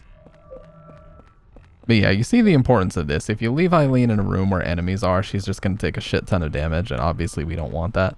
So if you leave her in this room, she's safe, and we don't really have to worry about much else. So I'm going to take this coin back, we're going to clean it, and then the item that we're going to get out of this is going to be called the murder scene key that we're going to get out of this vending machine. For some reason, Henry cannot insert this coin until it's clean. I have no idea why. So we have to clean it in the sink in the apartment. He just has no clue what to do with it until it's clean. Really baffling guy. All right, here's another haunting. We're going to use this. I walked in a very specific way because I want to make sure I don't take damage from the haunting. If you get too close, you get hurt. I will support you up, and it's easy. Don't worry, I have 5K on TikTok. Hey, I appreciate that, Iris. I appreciate you looking out for the little guy, you know? Sometimes it's awesome to have like a network of similar-minded creators, and you can all just kind of grow together. I find that helps me stay motivated too. You know, it's like if you and your friends all start a diet together, or you and your friends all start going to the gym, it's so much easier to stay motivated. A few days after Walter killed himself in his cell, several residents witnessed a long-haired man with a coat here. Through his window, Richard Braintree in 207 saw the man moving something heavy and even doing something in room 302. Even Sunderland, the superintendent, saw the man with the coat hanging around room 302 and confirmed there were signs of someone having been in there. July 17th. So that was actually shortly before. When I see your potential, of course I will. Appreciate that. Filthy coin. Filthy Frank. I'm getting a very bad feeling all over. Oh, is it the... Is it the fridge? Or is it the shoes? It's the shoes. Yeah, the fucking shoes. they move and you got to put the candles there, but I don't have another candle for it, so we just got to go this time. He's the only streamer I consistently... Dude, you guys show up. Like, virtually every single stream I do, you guys are always there. So that's fucking awesome. I always say, like, getting a community of regulars that enjoy watching your streams is, like, the most enjoyable thing. Fuck the numbers, you know? I really don't care if the numbers are high. Was she? Okay. Whew. I just have so much fun talking to you guys all the time, you know what I mean? If there was some type of way to have a competition about who enjoyed streaming the most, I would win. I just fucking love it, man. There's a reason why I've been doing it for as long as I have, and I just am never discouraged by numbers or anything. I just have fun. Alright, so we're going to put this coin in. We're going to get the murder scene key. Key from the vending machine. The tag on it says murder scene. Well, kind of figured. Yeah, everybody's having a good time. Like, I don't really want my stream to be about goals. Like, I don't want to be one of those people that's just always like looking for a donation goal or a bit goal or stuff like that. Like, it's cool. I appreciate when people support, but you know, I work full time for my money, so this is really just something I do when I'm having a lot of fun. You don't make soy faces enough for me to believe you enjoy it that much. That's true. Everything that happens, I should just, oh shit. Gaping mouth, just shocked at everything that I'm seeing. That's how you know you're really enjoying streaming. When every tiny, minute thing that happens in the game just sets your fucking reaction, your content-brained idiocy on fire. Okay.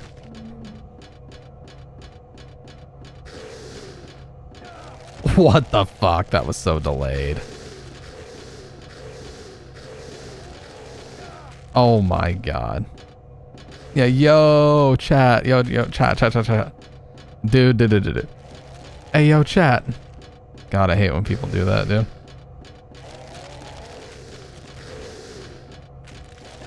Oh my god, it's so delayed. Why does that keep happening to me, dude? Okay. Oh, we got it. Yeah, when the lighting changes, you know you got it. Overexpressions annoy me. It makes me feel like the streamer's not a real person. And honestly, I can speak to this because I know it's fucking true. The streamers don't enjoy it either. They don't enjoy overacting and being like dumbasses on camera. Trust me, they don't. When you turn the camera off and you finish a stream like that, you're like, God, that fucking sucked. Why was I acting like an idiot? You know what I mean? Unless you just have no shame. I mean, I'm sure there's some streamers that are happy to like scream and flail their arms around like they're just shocked. And then when they turn the stream off, it's like, that was a good one. Let's go, boys. Not me. Cynthia's commuter ticket. So this gives us access to both lines, the King line and the Lynch line. What's a train handle doing here? Giga Chad just does what he likes. Yeah, seriously, if I wanted to chase trends or whatever, I would just sit here and play fucking Fortnite all day and talk about the new Fortnite Battle Pass, or I would make content about, you know, just me reacting to other creators making actually original shit, and I would just sit here and go, wow, that's so crazy, bro. Wow. Yeah, that's insane, bro. Wow. But I'm just like, what a waste of fucking time, you know? Oh, I'm gonna have to stomp so many of these out. Entered a stream before and there was one viewer, but he kept saying chat and guys, so called out. Yeah, I've noticed some people do that. I did play Mortuary Assistant Mel, but I only got like 1 or 2 endings. I definitely need to revisit that and just start fresh and try to get as many endings as I can.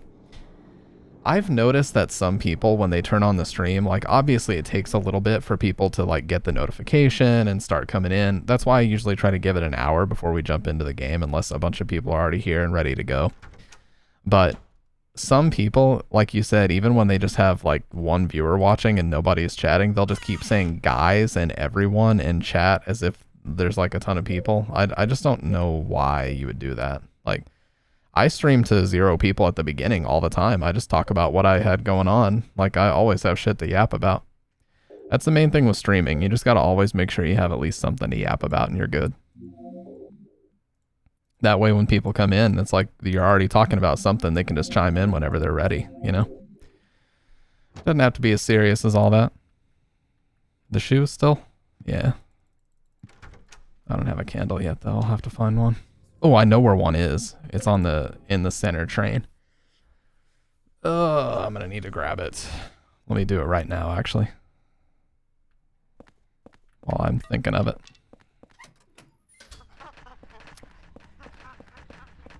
Let me go ahead and knock this out while I'm thinking about it. A boot it. Okay, so now I can go down either one. But we need this one. What? I'm gonna say, what the fuck? Yeah, it's like, and I think that's part of, I said in the beginning, Iris, when you asked me about a schedule, I think that's part of the thing that I realized is like, I thought for the longest time a schedule was my answer to like streaming consistently, but over time I've realized it's not. I think if you're someone who really should only stream when you feel like it, putting a schedule is just going to make you miserable, because it's like, you know, today, even though I'm scheduled to stream, I really don't fucking want to stream at all, but you just have to because your schedule says it, you know?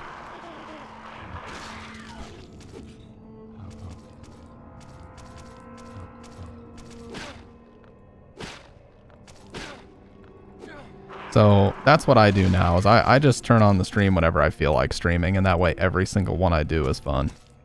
If you just do it because your schedule says that you must, you're not going to be happy. And Twitch viewers can tell, like your viewers can always tell. They've watched you for months, if not years. Like they know when you're not enjoying the stream, and when you're not enjoying the stream, it's going to be more boring for them. So really, you should only go live when you really feel like streaming. That's when you have the most fun and the most laughs and everything, you know? Ah, Cynthia. Give it up, dude. Get a job, Cynthia. Enough already, dude.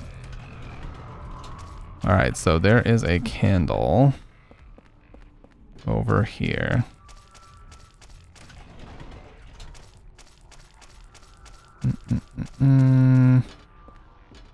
Yes.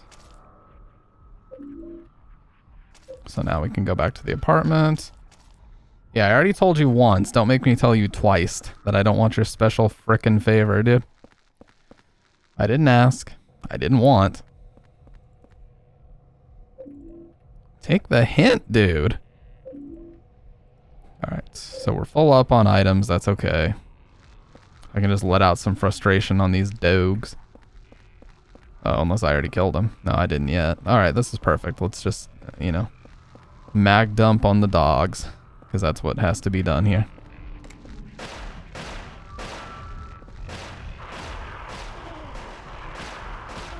Alright, now we just stomp them out.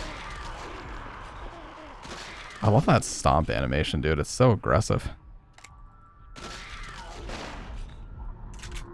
There we go. Cleared up one little slot of space. Out the fucking way, Eileen. We gotta take care of these shoes. Imagine telling her, yeah, I have a pair of possessed shoes I gotta take care of real quick. I'll be right back. The iframes the axe gives you is the reason to use the axe constantly. Oh, the axe is easily the most powerful melee weapon in the game. No question. Where do I put it? Here? Yeah, this should... Okay, yeah, it just kind of pops the shoes back to where they belong. Okay, well, we've already taken care of 3 hauntings. We're kind of popping off right now, guys. We're on track for the best ending. Let's go ahead and stockpile some more heals. You know how we do. Stockpile 10 bullets, stockpile the heals. Let's see what kind of stockpile we got. 4, 1, and 1. Pretty good start. And then we still need the commuter ticket. I need at least 1 more box of bullets, though, because we're going to need to shoot these fucking things to make sure they don't hurt Eileen. Let me save, because the PC version can crash sometimes, updated or not.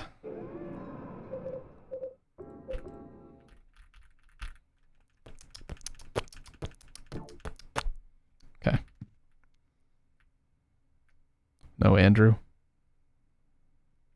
Aw, no Andrew DeSalvo head. You hate to see it.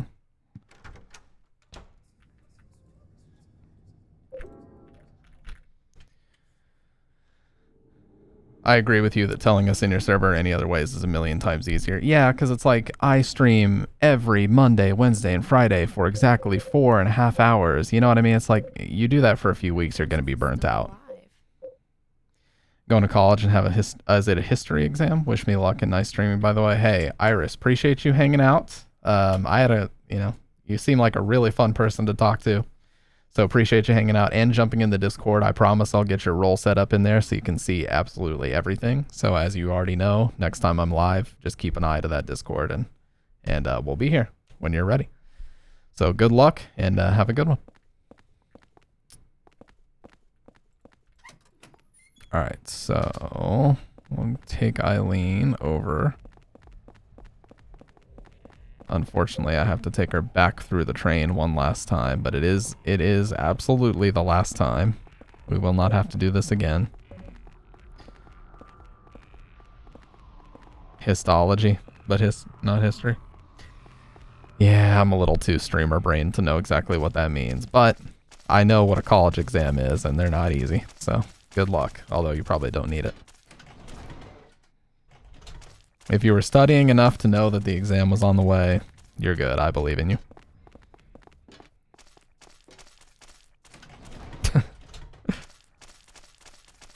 Alright, so... Cynthia's probably gonna fucking show up. Yeah, what a surprise. She always shows up. I mean, Eileen's only taken a handful of hits. It's actually been pretty good so far, so... Not a big deal. She just needs to get the fuck out of the way now. Oh shit. There we go. Over. Yeah, I gotta be honest, like, this is the only slow part of the game, I feel like. Subway 2 is just really boring, because it just takes what was an already boring section of Subway 1 and makes you do all this extra fucking backtracking and work just to get a key and a train handle, you know what I mean? It's like so much extra backtracking and for what, you know? And of course you got Eileen with you, so you gotta consider that, and it's fucking just annoying. Gonna see that stupid Walter Wheelies? Walter Wheaties, dude. Alright, so we're gonna just go right down the other side. Oh, it's this one. Yeah, turnstiles on the opposite end. Alright, so this time Eileen comes with us, and we're gonna have to shoot these things on the wall to make sure she doesn't get hurt. As you guys know, I take a shit ton of damage on this when I do it on council, so let's try not to do that now.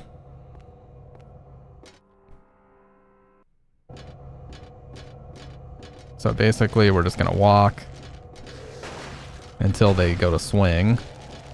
Alright.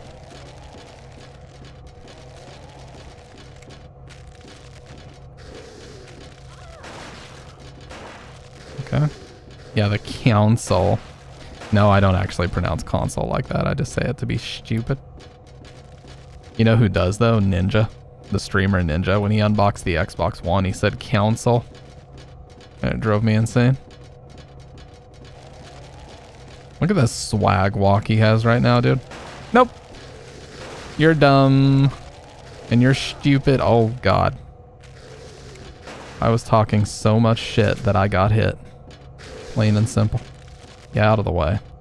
I ain't no simp. Look at this fucking swag walk he's got going on. I'm just trolling this kid right now. I'm trolling this Eileen character. As if she even has a clue. Yeah, get a clue. Alright, so pretty much we're just gonna run past. I swear she looks so much like Sadako here with the long hair. Alright, we're just gonna mash this until Eileen's close enough.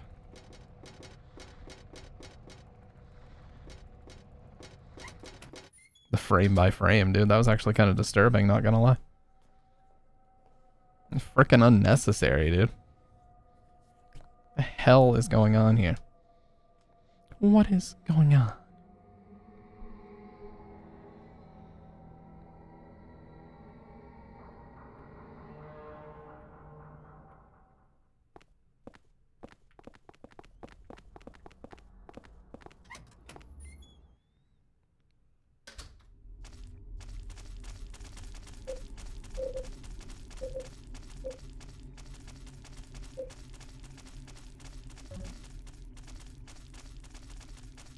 Look at that.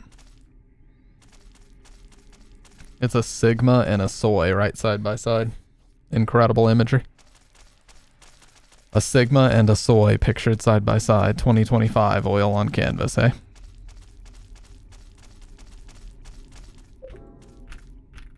It's like Metal Gear. Everything is like Metal Gear. Everything is a Resident Evil reference in Doc's mind, and everything is a Metal Gear reference in my mind. And who are you to tell me different? Honestly, dude. Who do you, like, think you are? That's us sitting next to each other? Yeah, except I'm the Giga Chad, dude. I know you were going to try to claim that you were, but that's alright. You can be the soy. Somebody's got to be. Alright, guys. I'm not going to lie. I'm sorry for the kind of shorter stream, but I'm not going to lie. I've been up like 20 hours. I'm actually really exhausted. But I will 100% finish this game ASAP. We will complete this probably tonight. And then I'll probably be back Thursday night because I'm going to start learning how to play DBD with some of my friends. So yeah, if you guys want to join the Discord, Doc's already got you on the link. And I'm going to break the chains actually right here. Let's walk right up to the fucking door and flex it. We're going to break those chains right there in 3, 2, 1.